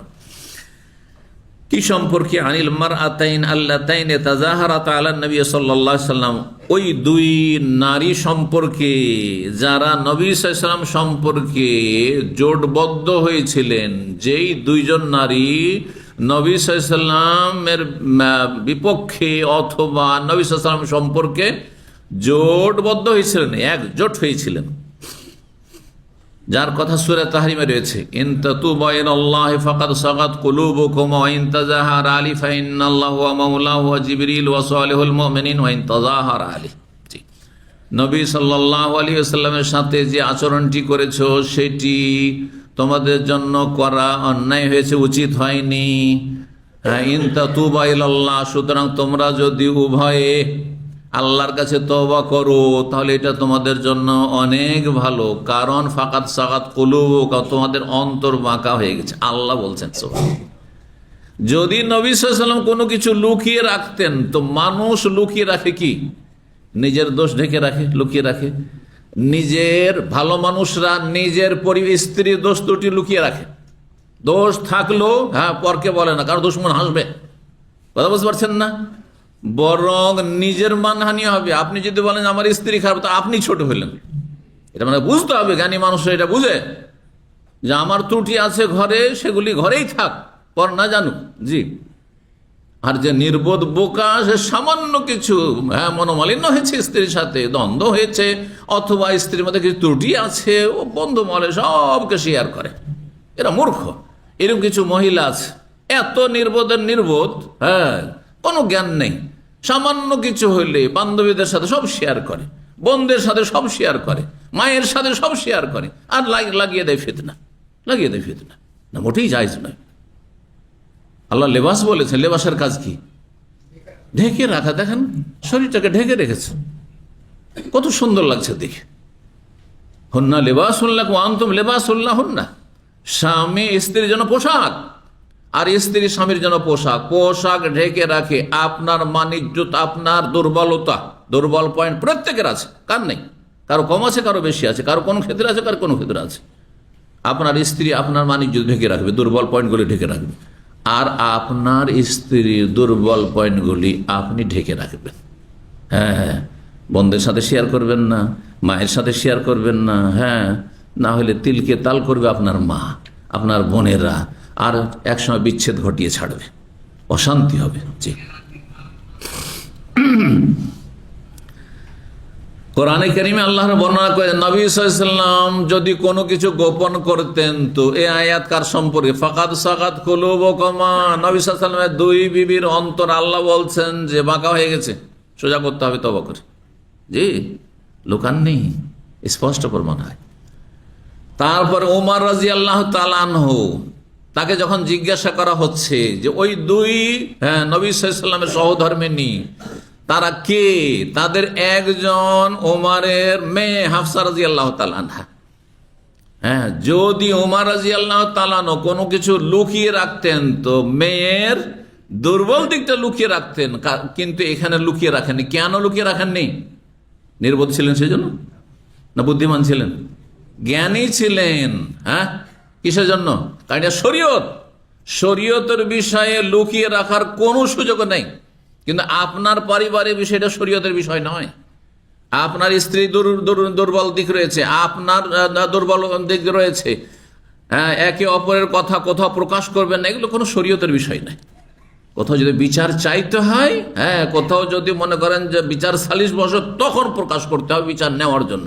কিন্তু এমনি যেখানে সেখানে শেয়ার করা, এটা কোনো শরীয়ত নাই। কিন্তু ওমর রাদিয়াল্লাহু তাআলা যেখানে প্রকাশ করছেন, নবী সাল্লাল্লাহু আলাইহি ওয়াসাল্লাম এই আয়াত, হ্যাঁ, সাহাবায়ে কেরামদেরকে, হ্যাঁ, পড়িয়ে দিয়েছেন, লিখিয়ে দিয়েছেন, সূরা তাহরিমের অংশ। এগুলি হচ্ছে শরীয়তের বিষয়। জি, লুকিয়ে রাখলে কঠিন শাস্তি রয়েছে। শরীয়তের মাসলা মাসাইল যেটা জানা আছে, জানার পরও কেউ যদি গোপন রাখে, তার জন্য কঠিন শাস্তি রয়েছে। হ্যাঁ, আল্লাহ লানত রয়েছে, লানতকারী লানত রয়েছে। সূরা বাকারা রব্বুল আলামিন ইরশাদ করেছেন, ইন্নাল্লাযীনা ইয়াকতুমুনা মা আনজালনা মিনাল বায়্যিনাতি ওয়াল হুদা মিন বা'দি মা বায়্যানাহু লিন-নাসি ফিল কিতাব উলাইকা ইয়ালআনুহুমুল্লাহু ইয়ালআনুহুমুল লাঈনুন। আল্লাহর নাজিলকৃত হুকুম আহকাম, কোরআন হোক আর হাদিস হোক, শরীয়তের মাসলা মাসাইল লুকিয়ে রাখা যাবে না। আপনার বিরুদ্ধে চলে যাক, আমার বিরুদ্ধে চলে যাক, হ্যাঁ, ধরেন আমি এমন একটা কাজ করছি যেটা আমি হারাম কাজ করছি, সেই মাসলা জিজ্ঞেস করেছেন, তখন আমি যদি চিন্তা করি যে যেহেতু আমি ভুক্তভোগী, আমি এই রোগে আক্রান্ত, এখন ফতোয়া দিলে তো ফতোয়া আমার বিরুদ্ধে চলে যাবে, তখন ফতোয়া চেঞ্জ করা যাবে নাকি? হ্যাঁ, এটা মজার গল্প বলি আপনাদেরকে। আল্লামা নওয়াব সিদ্দিক হাসান খান ভূপালী রাহিমাহুল্লাহ তাআলা ভারতের বড় ইমাম ছিলেন, আহলে হাদিস আলেম, 500-র কাছাকাছি তার লিখনী রয়েছে, কিতাব রয়েছে আরবি, ফার্সি, উর্দু ভাষায়। তিনি নবাব ছিলেন ভোপালের, ভোপালী ওই জন্য বলা হয়। ভোপালের নবাব হয়েছিলেন তার স্ত্রীর সূত্রে। কখনো কখনো পুরুষ, হ্যাঁ, কি হয়, হ্যাঁ, বড়ত্ব লাভ করে, হ্যাঁ, সিনিয়র হয় স্ত্রীর ওসিলাতে, বুঝছেন না? সব সময় স্ত্রী সম্মানিত হয় বা মহিলা সম্মানিত হয় পুরুষের ওসিলাতে, এটা সবসময় হয় না, এর বিপরীতটাও হয়। তো নওয়াব সিদ্দিক হাসান খান ভূপালী রাহমাহুল্লাহ বংশগত একজন গরিব মানুষ ছিলেন। আলেমরা গরিবই থাকে সাধারণত, বিশেষ করে ভারত উপমহাদেশে। আর ইংরেজদের যুগ, তখন তো, হ্যাঁ, সবচেয়ে বেশি জুলুম অত্যাচার চলেছে মুসলিমদের ওপর আর মুসলিম ওলামায়ে কেরামদের ওপর। তো রাহমাহুল্লাহ, তো নওয়াব সিদ্দিক হাসান ভূপালী রাহমাহুল্লাহ কে প্রস্তাব দিলেন সেই নবাবের স্ত্রী, ভোপালের নবাবের স্ত্রী যখন বিধবা হয়ে গেলেন, তার স্বামী মারা গেল, তখন তিনি প্রস্তাব পাঠালেন যে আমি বিয়ে করলে এই যদি সিদ্দিক হাসান খান ভারতের সবচেয়ে বড় আলেম, হ্যাঁ, তিনি যদি আমাকে বিয়ে করেন তাহলে আমি বিয়ে করব। প্রস্তাব পাঠিয়ে দিলেন। তখন তিনি বিয়ে করলেন, কিন্তু নবাবের স্ত্রী তো পর্দা করায় অভ্যস্ত না, ওই রকম পর্দা করা অভ্যস্ত না, আর তারপর বিলাসিতার জীবনযাপন করা অভ্যাস। তো জীবনীতে লেখা হয়েছে যে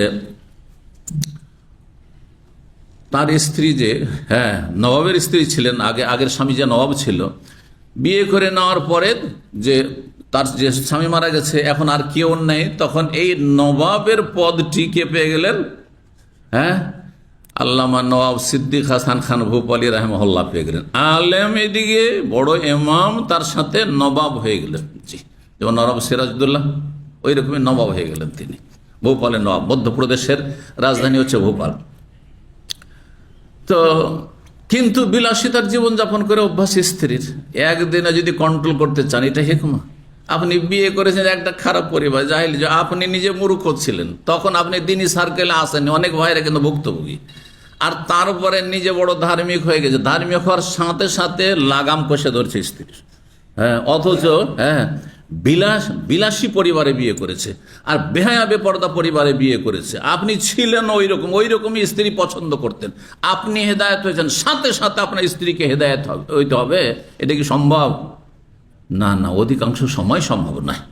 খুব কমই এটা হয় যে আপনার সাথে সাথে একবারে চেঞ্জ হয়ে যাবে আপনার স্ত্রী। এই ঘটনা থেকে অনেক শিক্ষা রয়েছে। তো আল্লামা নওয়াব সিদ্দিক হাসান খান ভূপালী রাহমাহুল্লাহ তিনি প্রতিদিন, নবাব হলে কি হবে, নবাব হলে দেশের যেসব মানে দেশ শাসনের ক্ষেত্রে যেসব কার্যক্রম রয়েছে সেগুলি সকালবেলা সারতেন, আর বিকালবেলা সন্ধ্যাবেলা তিনি হাদিসের দর্স তদরিস করতেন। ছাত্ররা, তারা বড় বড় ওলামারা তার কাছে লেখাপড়া করতেন। কিন্তু বিকেলবেলা সেই নবাবের স্ত্রী, মানে নওয়াব সিদ্দিক হাসান ভূপালীর নতুন স্ত্রী, তার অভ্যাস ছিল টাঙ্গাতে চড়ে তিনি গোটা শহরে ঘুরে বেড়াবেন। টাঙ্গা বুঝেন? কে বুঝে টাঙ্গা? ঘোড়ার গাড়ি, মাশাআল্লাহ। টাঙ্গা আমি বললাম এই জন্য, পরীক্ষা করার জন্য শব্দটি। হ্যাঁ, আমিও ঘোড়ার গাড়ি জানি, টমটম জানি। টমটম বুঝেন তো? মাশাআল্লাহ। হ্যাঁ, তো এই টাঙ্গায় চড়া অভ্যাস ছিল, আর ওই রকমই ঘোড়া, হ্যাঁ রাজকীয় ঘোড়া ছিল। ঘোড়ার গাড়িতে চড়ে গোটা শহর কি করবে?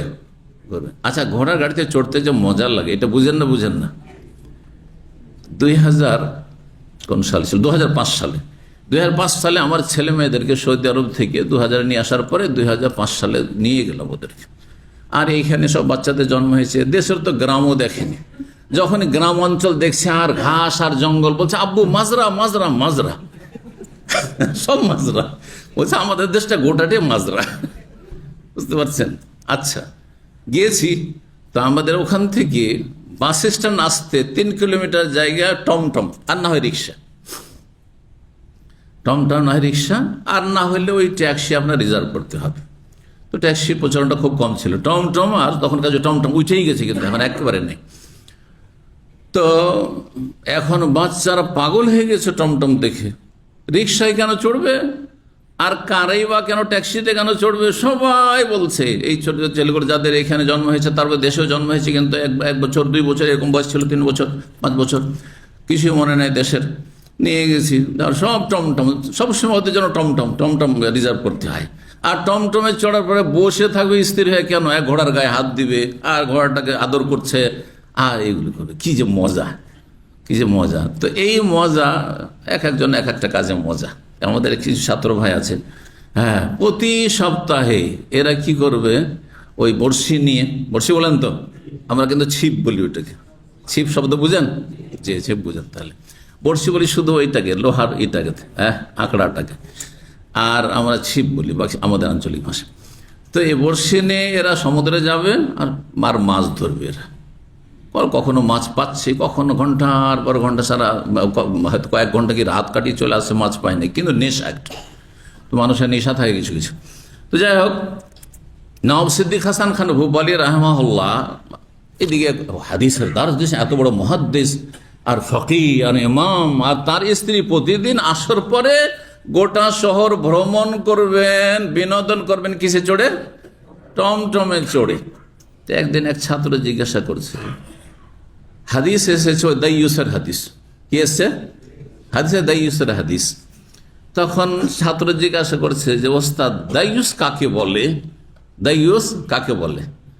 তখন ওস্তাদ বলছেন, ইমাম রাহিমাহুল্লাহ তাআলা, তিনি বলছেন যদি দাইয়ুস যদি বাস্তবে দেখতে হয় ওর ব্যাখ্যা, তাহলে হচ্ছে আমি। দাইয়ুস যদি বাস্তবে দেখতে হয় তো কে? আমি হচ্ছে সে দাইয়ুস। যে আমি তোমাদেরকে কোরআন হাদিস পড়াচ্ছি, কিন্তু আমার স্ত্রীকে আমি কন্ট্রোল করতে পারছি না, সে গোটা শহর প্রতিদিন আসর পরে মাগরিব পর্যন্ত, হ্যাঁ, বিনোদন করে বেড়াচ্ছে, ঘুরে বেড়াচ্ছে। কথা বুঝতে পেরেছেন? যে এটার নামে হিকমা। না হলে কি হবে? সাথে সাথে তালাক হয়ে যাবে, হবে না? আপনি কি চান যে আপনার স্ত্রী তালাক হয়ে যাক আর ছেলে মেয়েগুলো বিচ্ছিন্ন হয়ে যাক? না, এটা হাকিমের কাজ নয়, এটা প্রজ্ঞাবান জ্ঞানী মানুষের কাজ নয়। আপনি যেই পরিবেশে আছেন সেখান থেকে আস্তে আস্তে লাগামটাকে টেনে ধরে, আস্তে ধীরে আদর স্নেহ করে, আর বড়ই হেকমতের সাথে। আল্লাহ তৌফিক দান করুন। তো যাই হোক,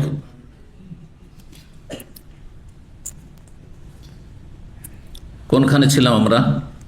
হাদিসে হচ্ছে না, হ্যাঁ। তো ওমর রাদিয়াল্লাহু তাআলা আনহুকে ইবনে আব্বাস জিজ্ঞাসা করার সুযোগ পেয়েছেন, বলছেন আমি চাইছিলাম, দীর্ঘ 1 বছর ধরে সুযোগে ছিলাম, কিন্তু খলিফার কাছে পৌঁছিতে পারছি না। খলিফা তার মানে যে হাই সিকিউরিটি লাগানো আছে, কিন্তু ইবনে আব্বাস অল্প বয়সী মানুষ, আর ওমর রাদিয়াল্লাহু তাআলা আমিরুল মুমিনিন, প্রবীণ সাহাবায়ে কেরাম চারিদিকে বসে আছে, সেখানে গিয়ে কাছাকাছি গিয়ে আর তারপর সবার সামনে এটা জিজ্ঞাসা করা ঠিক হবে না। বিষয়টি পারিবারিক বিষয়, নবী সাল্লাল্লাহু আলাইহি ওয়াসাল্লামের সহধর্মীদের বিষয়, কোরআনে কারীমের আয়াতে উল্লেখ করা হয়েছে, সুতরাং জিজ্ঞাসা আমাকে করতে হবে নির্জনে, একা পেলে। কিন্তু একা পাই না আমিরুল মুমিনিনকে, একদিন আমি একা পেয়েছি। বলছেন যে আমি দীর্ঘ 1 বছর ধরে আমি চাইছিলাম যে ওমর রাদিয়াল্লাহু তাআলা আমি জিজ্ঞেস করব সেই 2 নারী সম্পর্কে যারা একজোট হয়েছিল নবী সাল্লাল্লাহু আলাইহি ওয়াসাল্লাম সম্পর্কে, ফাজআলতু আহাবহু, কিন্তু আমি খুব তাকে ভয় পেতাম। এমনি খুব প্রভাবশালী মানুষ ছিলেন ওমর রাদিয়াল্লাহু তাআলা আনহু, তো সবাই ভয় পেত। অনেকের চেহারাতে একটা প্রভাব আছে, অনেকের চলাফেরাতে একটা প্রভাব আছে, আর তারপরে তিনি আমিরুল মুমিনিন, খুব ভয় পেতাম। ফানাজালা ইয়ামান মানজালান, কিন্তু একদিন আমি সুযোগ পেয়ে গেছি, একটি কোনো জায়গায় অবতরণ করেছেন। ফাদাখালাল আরাকা, তারপরে আরাক গাছের বনে বা জঙ্গলে তিনি প্রবেশ করেছেন। কিসের জন্য? প্রাকৃতিক প্রয়োজন পুরা করার জন্য। তখনকার যুগে কোনো জায়গায় সফরে থাকলে বা এখনও যদি আপনি মরুভূমিতে কোথাও থাকেন আর শৌচকার্যের প্রয়োজন হয়, বাথরুম নাই, পেট্রোল পাম্প নামলে তো নাই বাথরুম পাচ্ছেন, বাথরুম নাই তো কি করবেন? জঙ্গল খুঁজতে হবে। হ্যাঁ, জঙ্গল না থাকলে কোনো পাহাড়ের আরব দেশে, কিন্তু আমাদের দেশে তো আছে, বন জঙ্গল আছে, তো বন জঙ্গলে চোখের আড়ালে চলে গেলি হলো। তো আরাক এক ধরনের গাছ, সেই গাছের আড়ালে চলে গেলেন, প্রবেশ করলেন। ফালাম্মা খারা, সেখান থেকে বেরিয়ে আসলেন শৌচ কার্য সম্পন্ন করে। সাল তো, তখন তাকে জিজ্ঞাসা করলাম একা পেয়ে। ফাকালা, যে এই দুই নারী কে তারা, যাদের সম্পর্কে আল্লাহ বলেছেন যে তোমরা যদি আল্লাহর কাছে তওবা করো তো এটা তোমাদের জন্য ভালো, কারণ তোমাদের অন্তর বাঁকা হয়ে গেছে। ওয়াইন তাজাহারা আলাইহি, আর যদি তোমরা এইরকম জোটবদ্ধ হয়ে থাকো নবী সাল্লাল্লাহু আলাইহি সাল্লামের ব্যাপারে, তাহলে ফাইন্নাল্লাহু মাওলা, তোমরা যদি তার বিরুদ্ধে একজোট হয়ে যাও তা আল্লাহ তার মালিক, অভিভাবক। হ্যাঁ, ও জিবরাইল আলাইহিস সালাম তার অভিভাবক, তার সঙ্গী, তার সহযোগী। ও সালেহুল মুমিনিন, ভালো মানুষরাও আছেন, নেক মুমিন সাহাবাই কেরাম নবী সাল্লাল্লাহু আলাইহি ওয়াসাল্লামের সাথে আছেন, তো তাতে কোনো ক্ষতি হবে না। ঘটনা কি ছিল? প্রেক্ষাপট না জানলে হাদিসটি বুঝতে পারবেন না। জানা আছে? নবী সাল্লাল্লাহু আলাইহি সাল্লামের ভালো একটা অভ্যাস ছিল যে প্রতিদিন আসর পরে স্ত্রীদের ঘরে ঘরে গিয়ে সবার একটু খোঁজ নেবেন। 2 বেলা এই কাজটা করতেন। 9 জন স্ত্রী একসাথে থেকেছে। সকালবেলা একটা রাউন্ড দিয়ে সবারই খোঁজ খবর নিলেন, একটু কাছাকাছি হলেন, 10 মিনিট 15 মিনিট কিছুক্ষণ করে বসলেন, গল্প করলেন, আর তারপরে চলে গেলেন। কিন্তু কারোর সাথে মিলন না, কারণ মিলন কার সাথে? যার পালা আছে, পালা নির্ধারণ আছে। সকালবেলা একবার খোঁজ নেওয়া হয়ে গেল। ব্যস্ত মানুষ, দিনে 2 বার সময় দিতে পারছেন 9 জন স্ত্রীকে, তার জন্য জায়েজ ছিল 4-এর অধিক, অন্যের জন্য 4-এর অধিক জায়েজ নাই। আর তারপরে আসর নামাজ পড়ে আবার একটা চক্কর দিতেন, আর প্রত্যেক ঘরে যেতেন, কেউ কিছু খেতে দিলে খেলেন, পান করতে দিলে পান করলেন, আর না হলে একটু কথাবার্তা বললেন, কে সুখে আছে দুঃখে আছে, কি কি অবস্থায় আছে জেনে নিলেন। আর তারপরে সন্ধ্যায় লেগে আসলো, মাগরিব হলো, যার পালা তার ঘরে তিনি চলে গেলেন। এটি ছিল নবী সাল্লাল্লাহু আলাইহি অভ্যাস। তো নবী সাল্লাল্লাহু আলাইহি সাল্লাম যখন কোন এক স্ত্রীর ঘরে যেতেন, তার একটা ভালো অভ্যাস ছিল যে জানতেন যে নবী সাল্লাল্লাহু মধু খুব পছন্দ করেন, তো মধু খেতে দিতেন। তখন আয়েশা এবং হাফসা, এখানে আয়েশা আর হাফসার কথা, তাই না? আয়েশা এবং হাফসা, কারণ আয়েশা রাদিয়াল্লাহু তাআলা আনহাকে নবী সাল্লাল্লাহু খুব বেশি ভালোবাসতেন। আর হাফসা রাদিয়াল্লাহু তাআলা খুব সোজা মানুষ ছিলেন। আয়েশা রাদিয়াল্লাহু তাআলা আনহা সবসময় নিজের ফেভারে রাখতেন কাকে? হাফসাকে, নিজের কিছু প্ল্যানের জন্য। তো বললেন একটা কাজ করো, প্রতিদিন দেখি যে আমাদের কাছে আসলে তাড়াতাড়ি চলে যান, আর ওই ঘরে যে যায় জাইনাবের কাছে, আর যাওয়ার পরে ওখানে দেখি অনেকক্ষণ থেকে যান, তো অনেকক্ষণ থেকে যান, এই কেন? সতীনদের মধ্যে একটা গায়রত কাজ করে, কিন্তু আত্মমর্যাদাবোধ কাজ করে। এটা প্রাকৃতিক। এটাকে জিকির আজকারের মাধ্যমে যাদের একাধিক স্ত্রী রয়েছে তাদেরকে বলবো, মানে সতীন যাদের রয়েছে যেসব মহিলাদের, তাদেরকে বলবো যে আল্লাহ যখন এই ফয়সালা করেছেন তখন আপনাকে তাকওয়া অর্জন করতে হবে, আল্লাহকে ভয় করতে হবে, আখিরাতমুখী হইতে হবে, জিকির আজকার করতে হবে, এবং যেই অবস্থায় আছেন আল্লাহর শুকরিয়া আদায় করতে হবে। কারণ আপনার স্বামী অন্যায় করেনি এই বিয়ে করে, তার ন্যায্য অধিকার 4টি রয়েছে, যদি 2টি করে থাকে কোনো দোষ করেনি, কিন্তু যদি অবিচার করে তাহলে সে কাবিরা করে, সে জালেম। ইনসাফ যদি না করে, অধিকাংশ লোকের ইনসাফ করছেন না। যারা আমাদের দিনী ভাইয়েরা বিয়ে শাদী করছেন তারা কেউ আদর্শ কায়েম করতে পারছেন না। দুঃখ এখানে। আদর্শ কায়েম করুন, দেখান জাতিকে, সমাজকে যে কেমন ইসলামিক পরিবার হয় একাধিক স্ত্রী নিয়ে, তাহলে মানুষ আগ্রহী হবে, মহিলারাও পজিটিভ হয়, আগ্রহী হবে। আর অনেক মহিলারা স্বামী পাচ্ছেন, আর স্বামী সারা জীবন না পাওয়ার চাইতে শেয়ার হয়ে পাওয়াটা অনেক ভালো কথা, ঠিক কিনা? যে অন্তত ভরণ পোষণের দায়িত্ব তো একজন নিয়েছে, বা আমার পাশে তো একজন পুরুষ আছে আমার প্রোটেকশনের জন্য। জি, এই বিষয়গুলি বোঝার চেষ্টা করতে হবে। কিন্তু আমাদের দিনী ভাইরা বড়ই দুঃখ লাগে। কোন একজন ভাই একসময় বলেছিল যে শেখ, আমি ইনসাফ কায়েম করতে পারবো, পরে দেখলাম কয়েক বছর পরে শুনতে পেলাম যে ইনসাফের 12টা বাজিয়ে দিয়েছে। বুঝতে পারছেন, আল্লাহ হেফাজত করে। তখন আমি নিজেকে তুচ্ছ মনে করেছিলাম তার ইমানের কাছে, যে বাপ রে বাপ, ইনসাফ করতে পারে ভাবছে, আর আমরা হিমশিম খাচ্ছি। বুঝতে পারছেন? তো দেখেন, এক সময় ছিল, আমরা যখন ছোট ছিলাম, হ্যাঁ, একবার দুবার ভাত কোন রকমের ভাত, ডাল ভাত দিয়ে দিলে কাজ হয়ে যেত। হ্যাঁ, পকেটে একটা পয়সা মহিলাদের স্ত্রীদের দেওয়া লাগতো না। হ্যাঁ, পকেট খরচ কিচ্ছু দেওয়া লাগতো না, শুধু খাওয়া দাওয়া দিয়ে দেন। আর একটা কোন রকমের খড়ের ঘর অথবা টালির ঘর, মাটির ঘর, একটা টিনের ঘর হয়ে গেল। কিন্তু এখন চলবে? কত ডিমান্ড! হ্যাঁ, তো সুতরাং অবস্থা বুঝে ব্যবস্থা করবেন। বলছেন, কি বলছিলাম? হ্যাঁ, মধু খেতে গিয়ে একটু দেরি হয়ে যেত। তো আয়েশা রাদিয়াল্লাহু তাআলা হাফসা যুক্তি করলেন, এই যে জোট বাঁধা, একজোট হলেন যে নবী সাল্লাল্লাহু আলাইহি ওয়াসাল্লাম যখন আসবে তখন তুমিও বলবে একই কথা আর আমিও বলবো একই কথা, যে আপনি মনে হয় মাগাফির খেয়েছেন। আর মাগাফির এমন একটা ফল যেটাতে গন্ধ আছে, মুখে গন্ধ হয়। আর নবী সাল্লাল্লাহু আলাইহি ওয়াসাল্লাম গন্ধ পছন্দ করতেন না। যখনই বলবো গন্ধের কথা, তখন আর সেখানে গিয়ে মধু খাবেন না, আর দেরিও হবে না, তাড়াতাড়ি তাহলে আমাদের কাছে চলে আসবে। বুঝছেন না? জি হ্যাঁ, এই যে যুক্তি করে নবী সাল্লাল্লাহু আলাইহি ওয়াসাল্লামকে মধু থেকে বঞ্চিত রাখা, এটা তাদের জন্য উচিত হয়েছে কি? এই জন্য আল্লাহ বলছেন, এই কাজটা তোমার ভালো হয়নি, ফাকাদ সাকাত কুলুবুকুম, তোমার অন্তরটা বাঁকা হয়ে গেছে। হ্যাঁ, অন্তর বাঁকা হয়েছে, তওবা করো। জি, মানুষের ভুল হইতে পারে, তাহলে মানুষের ভুল, আর বড়দের ছোট ভুলও বড় ভুল। এ কথাটা জানেন না? বড়র ছোট ভুলও বড় ভুল মনে করে মানুষ। সাধারণ মানুষ বড় বড় ভুল করছে, তারপর কিছুই না, ও কালো কাপড়ের মতো। কালো রঙের কাপড়ে কত যে ময়লা লেগে আছে, 3-4 সপ্তাহ সাফ করেননি, তাও পরিয়ে আছেন, কিচ্ছু বোঝা যাচ্ছে না আপনাদের রঙিন কাপড়গুলি। কিন্তু সাদা কাপড় আজকে পরে এসছেন, আর একটু চা পড়েছে ওতে, আর পরা যাবে, ফেলো, দেখো, ঠিক কিনা? ঠিক ওই রকম ভালো মানুষ। তো বলছেন যে যখন জিজ্ঞাসা করলাম, সাথে সাথে বলে দিন ওমর তখন, যে আয়েশা এবং হাফসা, আয়েশা আর হাফসা, এই দুজন, মানে আমার মেয়ে হাফসা। হ্যাঁ, না মানহানি নাই, সত্য কথা বলতে হবে, শরীয়তের ব্যাপার। জিজ্ঞাসা করেছেন কোরআনের আয়াতের তাফসীর, ইনতাতু বা দ্বিবচন রয়েছে, তো দুই মহিলা কে?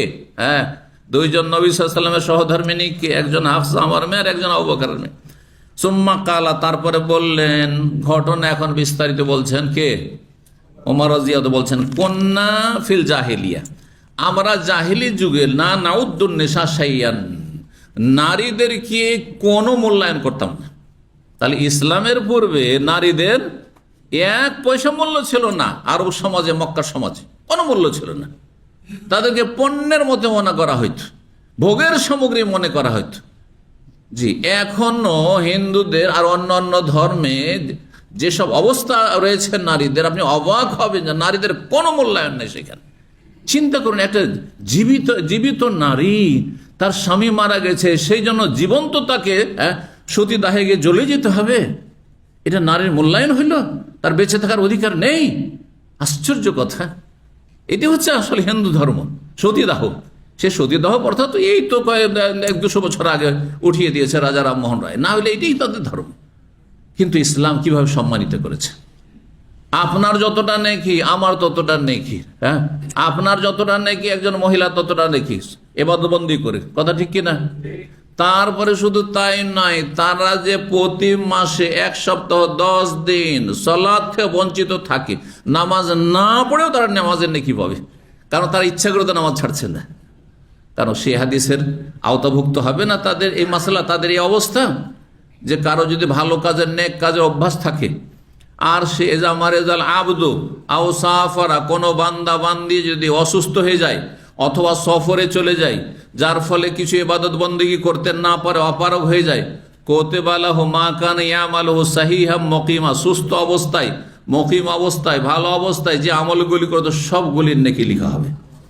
তাহলে নামাজ না পড়ে তো নামাজে নেকি পাচ্ছে। আর আপনার আমার তো উপায় নেই, সারা জীবন নামাজ পড়ে যেতে হবে, ঠিক কিনা? সারা জীবন আপনাকে রমজানের রোজা রেখে যেতে হবে। তাদের রোজা কাজা অন্য সময় রেখে নিও, অন্য সময় রাখার ক্ষেত্রে বড়দিনের রোজা, বড়দিনের রোজা, গরমের রোজা, কষ্টের রোজা তুমি পৌষ মাঘ মাসে রেখে নিও, অসুবিধা নেই, কোনো অসুবিধা নেই। চিন্তা করুন। তো আমরা জাহিলি যুগে নারীদেরকে কিছুই মূল্যায়ন করতাম না। ফালাম্মা জাল ইসলাম, যখন ইসলাম আসলো, ওয়াজাকারাহুন্নাল্লাহ, আল্লাহ নারীদের কথা স্বয়ং কোরআনে কারিমে বর্ণনা করলেন, রাআইনা লাহুন্না বিযালিকা আলাইনা হাক্কান, তখন আমরা চিন্তা করলাম যে তাদেরও অধিকার আমাদের উপর আছে। কে বলছেন? ওমর বলছেন, মিন গায়রি আন নুদখিলাহুন্না ফি শাইইন মিন উমুরিনা, কিন্তু আমাদের কোনো বিষয়ে তাদের হস্তক্ষেপ করার আমরা কোনো সুযোগ দিতাম না, মানে তাদের মতামত নিতাম না, তাদের পরামর্শ নিতাম না, তাদের সিদ্ধান্তের কোনো মূল্যায়ন করতাম না যে তারা পরামর্শ দেবে তাদের, আরে স্ত্রী কিসের পরামর্শ নেব, নিজেই সিদ্ধান্ত নেব। আমরা নারীদের মূল্যায়ন আমরা একেবারে করতাম না। ওয়াকানা বাইনা ওয়া বাইনা ইমরাতি কালামুন, একদিন হইল কি, প্রথম অবস্থা ছিল, তো বলছেন যে একদিন আমার স্ত্রীর সাথে আমার কিছু কি হচ্ছে, তর্ক বিতর্ক হচ্ছে, বাক বিতণ্ডা হচ্ছে। ফাগলাজাতলি, এই বাক বিতণ্ডাই আমার স্ত্রী আমাকে কঠোর ভাষায় সম্বোধন করলো, শক্ত ভাষা প্রয়োগ করলো। আরে এত শক্ত ভাষা আমার সাথে কথা বলছে ওমরের সামনে, ওমরের স্ত্রী, সেটা কি মেনে নেওয়া সম্ভব? তো বলছেন ফাকুলতুল্লাহা, তখন তাকে বললাম, ওয়াইন্নাকে লাহুনাকি, তোমার কি মূল্যায়ন, তোমার কি মূল্য ছিল, আজকে একটু ইসলামে মূল্যায়ন হয়েছে আর তুমি আমাকে এই কঠোর ভাষা ব্যবহার করছো, আমার ক্ষেত্রে আমার সাথে কঠোর আচরণ করছো। তাহলে তখন ওমরের স্ত্রী বলছেন, তাকুলু হাজালি, আপনি আমাকে বলছেন যে তোমার কোনো মূল্য নেই, আমি একটু শক্ত ভাষা আপনাকে বলেছি, হ্যাঁ, আপনার কথার পরিপ্রেক্ষিতে বা জবাবে, সেজন্য এইভাবে কথা বলছেন আপনি। ওয়াবনা তোকা তুজি রাসূলুল্লাহ, আপনি নিজের মেয়ের খবর নেন, হ্যাঁ, আপনার কন্যার খবর নেন, হাফসার খবর নেন, আপনার মেয়ে রাসূলুল্লাহ সাল্লাল্লাহু আলাইহি ওয়াসাল্লামকে কষ্ট দিয়ে থাকে, তাও তো নবী সাল্লাল্লাহু আলাইহি ওয়াসাল্লাম কিছু বলেন না, আর আপনি সামান্য এতে একবার রেগে ফায়ার হয়ে যাচ্ছেন। বুঝতে পারছেন না? জি।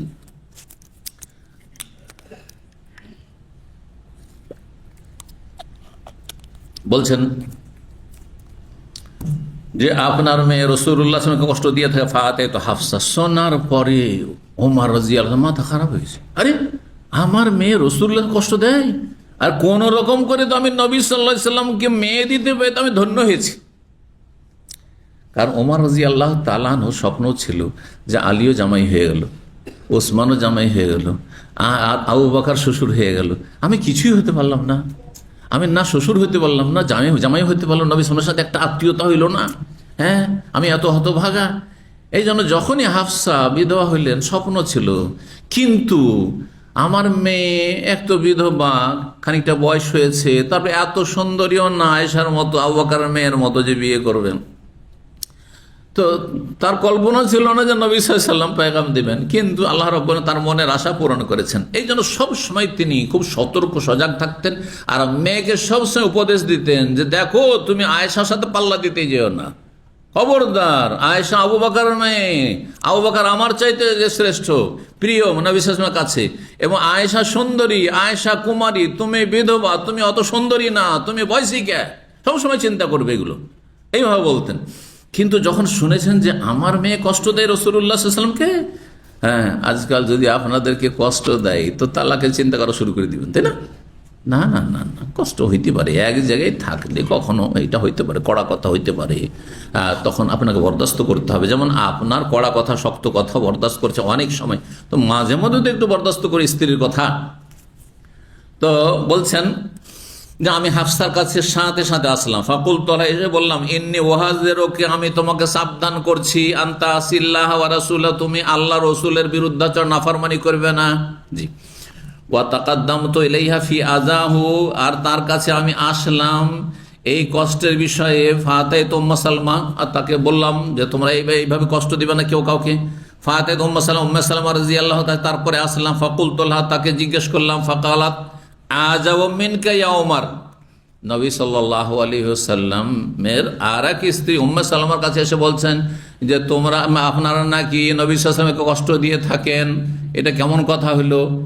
তো তখন উম্মে সালমা বলছেন যে হে ওমর, তোমার উপর আমি অবাক হচ্ছি, কাদ দাখালতা ফি ওমরে, না আমাদের সমস্ত বিষয়ে তুমি হস্তক্ষেপ করতে আসো, এটা কেমন কথা হলো? আমাদের পারিবারিক বিষয়, স্বামী স্ত্রীর বিষয়, দাম্পত্য জীবনে তুমি কেন হস্তক্ষেপ করতে আসবে? আমরা কি করি না করি স্বামীর সাথে, এটা আমাদের ব্যাপার।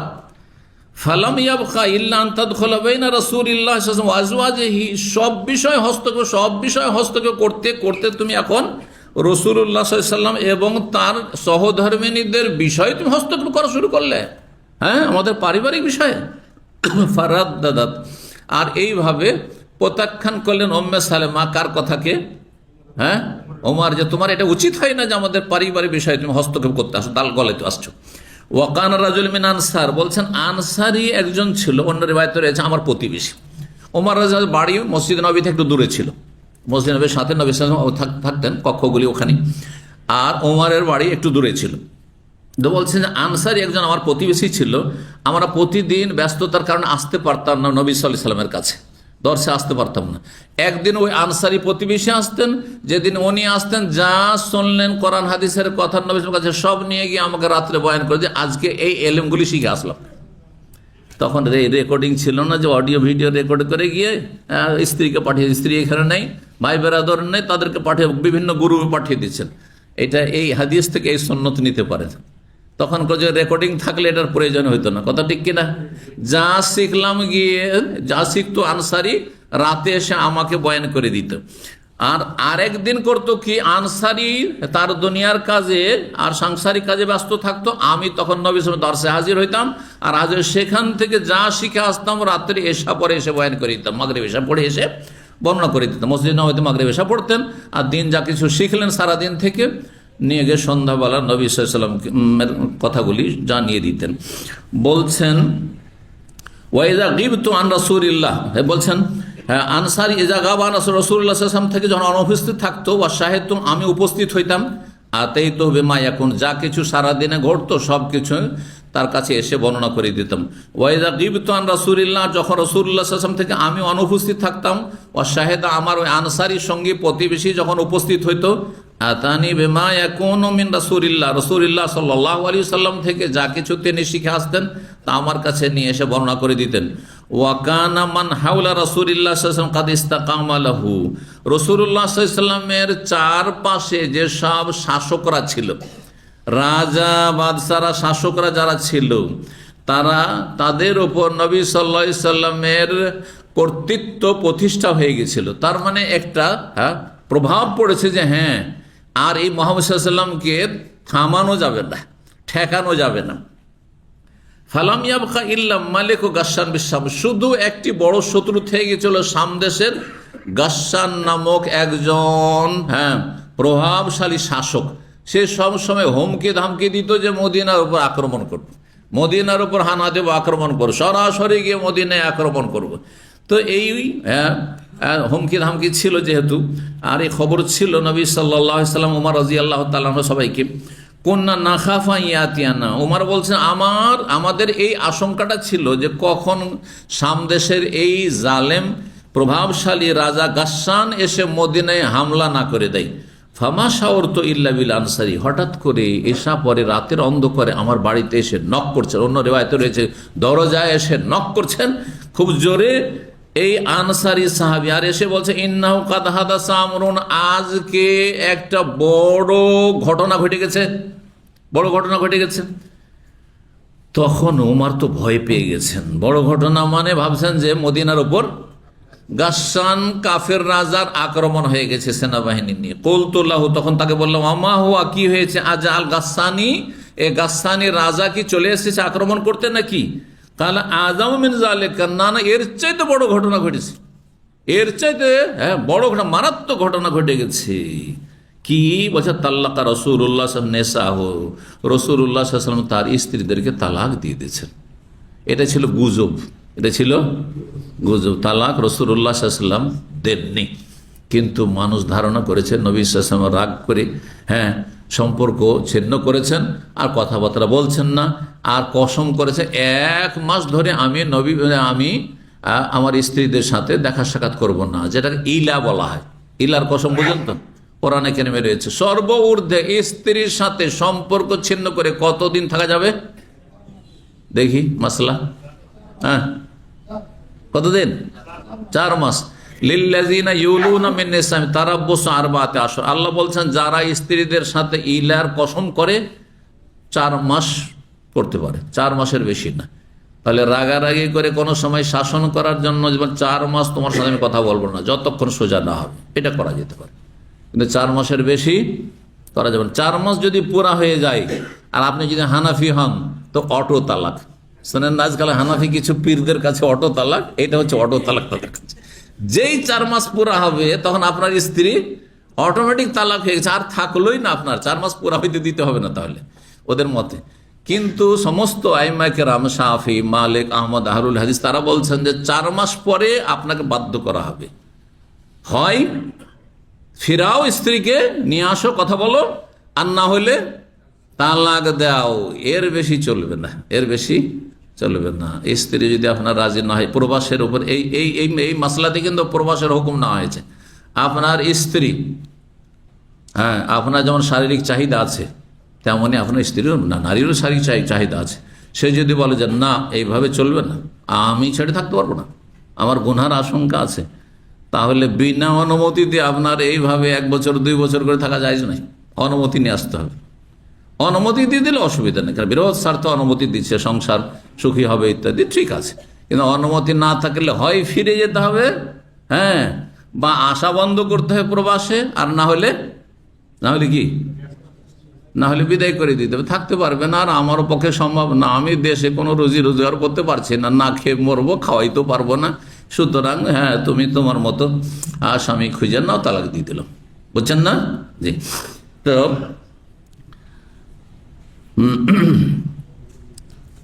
হাদিসটা লম্বা হয়ে যাচ্ছে আর আমাদের সময় বেশ এগিয়ে চলে গেছে, তো তাড়াতাড়ি করে হাদিসের তর্জমাটা শেষ করি, কাছে গেছে অবশ্য। বলছেন যে নবী সাল্লাল্লাহু আলাইহি ওয়াসাল্লাম তালাক দিয়ে দিয়েছেন, ফাজিয়েতু, আমি আসলাম, শোনার পরে আর কি থাকতে পারে, রাতের অন্ধকারে ছুটে এসেছেন ওমর, যে তালাক দিয়েছে মানে আমার মেয়েটা তালাক হয়ে গেছে। আরে কি আমার স্বপ্ন ছিল যে আমার একটা মেয়ে নবী সাল্লাল্লাহু আলাইহি ওয়াসাল্লামকে আমি দিতে পেরেছি, কি যে ভাগ্য, আর তালাক দিয়ে দিলেন। তো ফাজিয়েত, আমি আসা, ফাইজাল বোকা মিন হুজারিহিন্না কুল্লিহিন্না, এসে দেখি সমস্ত নবী সাল্লাল্লাহু আলাইহি ওয়াসাল্লাম হুজরাগুলি থেকে শুধু কান্নারই শব্দ আসছে, সমস্ত স্ত্রীরা কান্না করছে, সবাই কান্না। প্রতিটি ঘর থেকে 9টি কক্ষ সার হয়েছিল, যে আপনার সারিবদ্ধ হয়ে, এই আয়েশা রাদিয়াল্লাহু তাআলা আনহা যে কক্ষ যেখানে নবী সাল্লাল্লাহু আলাইহি ওয়াসাল্লাম কবর রয়েছে, আর সেখান থেকে লাইন ধরে আপনার বাম দিকে যখন আপনি মসজিদ নববীতে ঢুকে যাচ্ছেন, 19 বা 21 নম্বর গেট দিয়ে মালিক ফাহাদ দিয়ে যখন ঢুকে যাবেন, তখন বাম হাতে এই দিকটা যে মহিলা সেকশন, এই দিকটা পুরোটাই 9 বিবির কক্ষ ছিল, এদিকে ওই দিকটাই মহিলা সেকশন এখন রাখা হয়েছে। তো বলছে সবগুলি কক্ষ থেকে কান্নার শব্দ আসছে। ওয়াইজান নবী সাল্লাল্লাহু আলাইহি ওয়াসাল্লাম কাদ সায়দা ফি মাশরুবাতিন লাহু, নবী সাল্লাল্লাহু আলাইহি ওয়াসাল্লাম তার একটি কোঠরিতে, ছোট্ট একটি ঘর, ঘরের ভিতরে ওপর তলায় ছোট্ট একটি কক্ষ থাকে, তো সেখানে তিনি ওপরে উঠে গেছেন। ওয়ালা বাবিল মাশরুব, আর দরজা বন্ধ করে নিয়েছেন, আর সেই কোঠরির দরজায় একজন খাদেম নিযুক্ত রয়েছে, ওয়াসিফুন, খাদেম নিযুক্ত রয়েছে। ফাদ, যে কেউ আসলে পারমিশন যদি দেয় নবী সাল্লাল্লাহু আলাইহি ওয়াসাল্লাম তাহলে ঢুকতে দিচ্ছে, না হলে ঢুকতে দেওয়া হয় না। আসলাম, এসে বললাম ইস্তাজেনলি, আমার জন্য তুমি একটি অনুমতি চেয়ে দাও নবী সাল্লাল্লাহু আলাইহি ওয়াসাল্লামের কাছে। ফাআজান আলী, আমাকে অনুমতি দিলেন নবী সাল্লাল্লাহু আলাইহি ওয়াসাল্লাম যে ঠিক আছে ভিতরে আসতে পারে ওমর। ফাদাখালতু, প্রবেশ করলাম। ফাইজান নবী সাল্লাল্লাহু আলাইহি ওয়াসাল্লাম, দেখি গে নবী সাল্লাল্লাহু আলাইহি ওয়াসাল্লাম একটি চাটাইয়ের ওপর শুয়ে আছেন। কাদ আস্তারা ফি জামবি, তার শরীরে চাটাইয়ের দাগ পড়ে গেছে, শুয়ে থেকে দাগ পড়ে গেছে, চাটাই পাটির ওপর শুয়ে আছে। চিন্তা করুন, কোনো বিছানা নেই, কিচ্ছু নেই, ঠিক সাধারণ জীবনযাপন, যেটা যথেষ্ট মনে করতেন নবী সাল্লাল্লাহু নিজের জন্য। ওয়া তাহাতা রাসে মিরফাকাতুন, তার মাথার তলায় একটি ছোট্ট বালিশ রয়েছে, মিন আদামিন, চামড়ার, হাসুহা লিফুন, তার ভিতরে ছিল খেজুরের ছাল, হ্যাঁ খেজুরের ফল, খেজুরের যেসব ছাল টাল থাকে গাছের, এইগুলি বাকল ইত্যাদি। ওয়াইদা ওহবন মোয়াল্লাকাতুন, আর বাড়িতে কিছুই নাই, কয়েকটি চামড়া লটকানো রয়েছে। ওয়াকারাজন, আর বড়ই পাতা রয়েছে, যে বড়ই পাতাগুলি দিয়ে এই চামড়াগুলিকে শোধন করা হইতো, দাবাগাত দেওয়া হইতো। ফাজাকারতুল্লাযী কুলতু লিহাফসা উম্মে সালামা, সেসব ঘটনা আমি বর্ণনা করলাম যা আমি হাফসার উম্মে সালামাকে বলেছি, হাফসাকে আমার মেয়েকে সতর্ক সাবধান করেছি, উম্মে সালামাকে সতর্ক সাবধান করেছি, তোমার রাসূলুল্লাহ এভাবে কষ্ট দিও না। এসব কথা শুনিয়ে নবী সাল্লাল্লাহু আলাইহি ওয়াসাল্লাম মনটাকে হালকা করতে চাইছেন, নবীর মনটাকে হালকা করতে চাইছেন, যাতে করে রাগটা একটু ঠান্ডা হয়। ওয়াল্লাযী রাদ্দাত আলাইহি উম্মে সালমা, যে প্রত্যাখ্যান করেছেন ওমরের কথা আর তিনি প্রতি উত্তর করেছেন, সেসব কথাও তিনি বর্ণনা করলেন। এইসব ঘটনা শুনে রাসূলুল্লাহ সাল্লাল্লাহু আলাইহি ওয়াসাল্লাম হেসে দিলেন। হ্যাঁ, যে ওমর এসব কর্মকাণ্ড করেছে, স্ত্রীদের কাছে গেছে, সবাইকে বকাবকি করেছে, এই তোমরা এরকম করছো, তোমরা এই নবী সাল্লাল্লাহু আলাইহি ওয়াসাল্লামকে কষ্ট দিচ্ছ। তো ফালাবেসাতি, তারপরে নবী সাল্লাল্লাহু আলাইহি ওয়াসাল্লাম যেহেতু 1 মাসের কসম করেছিলেন ইলার, আর 1 মাস 29 হয় 30 হয়, 29 দিন সেখানে অবস্থান করলেন। সুম্মা নাজালা, তারপরে নেমে আসলেন সেই ছোট্ট কক্ষ থেকে।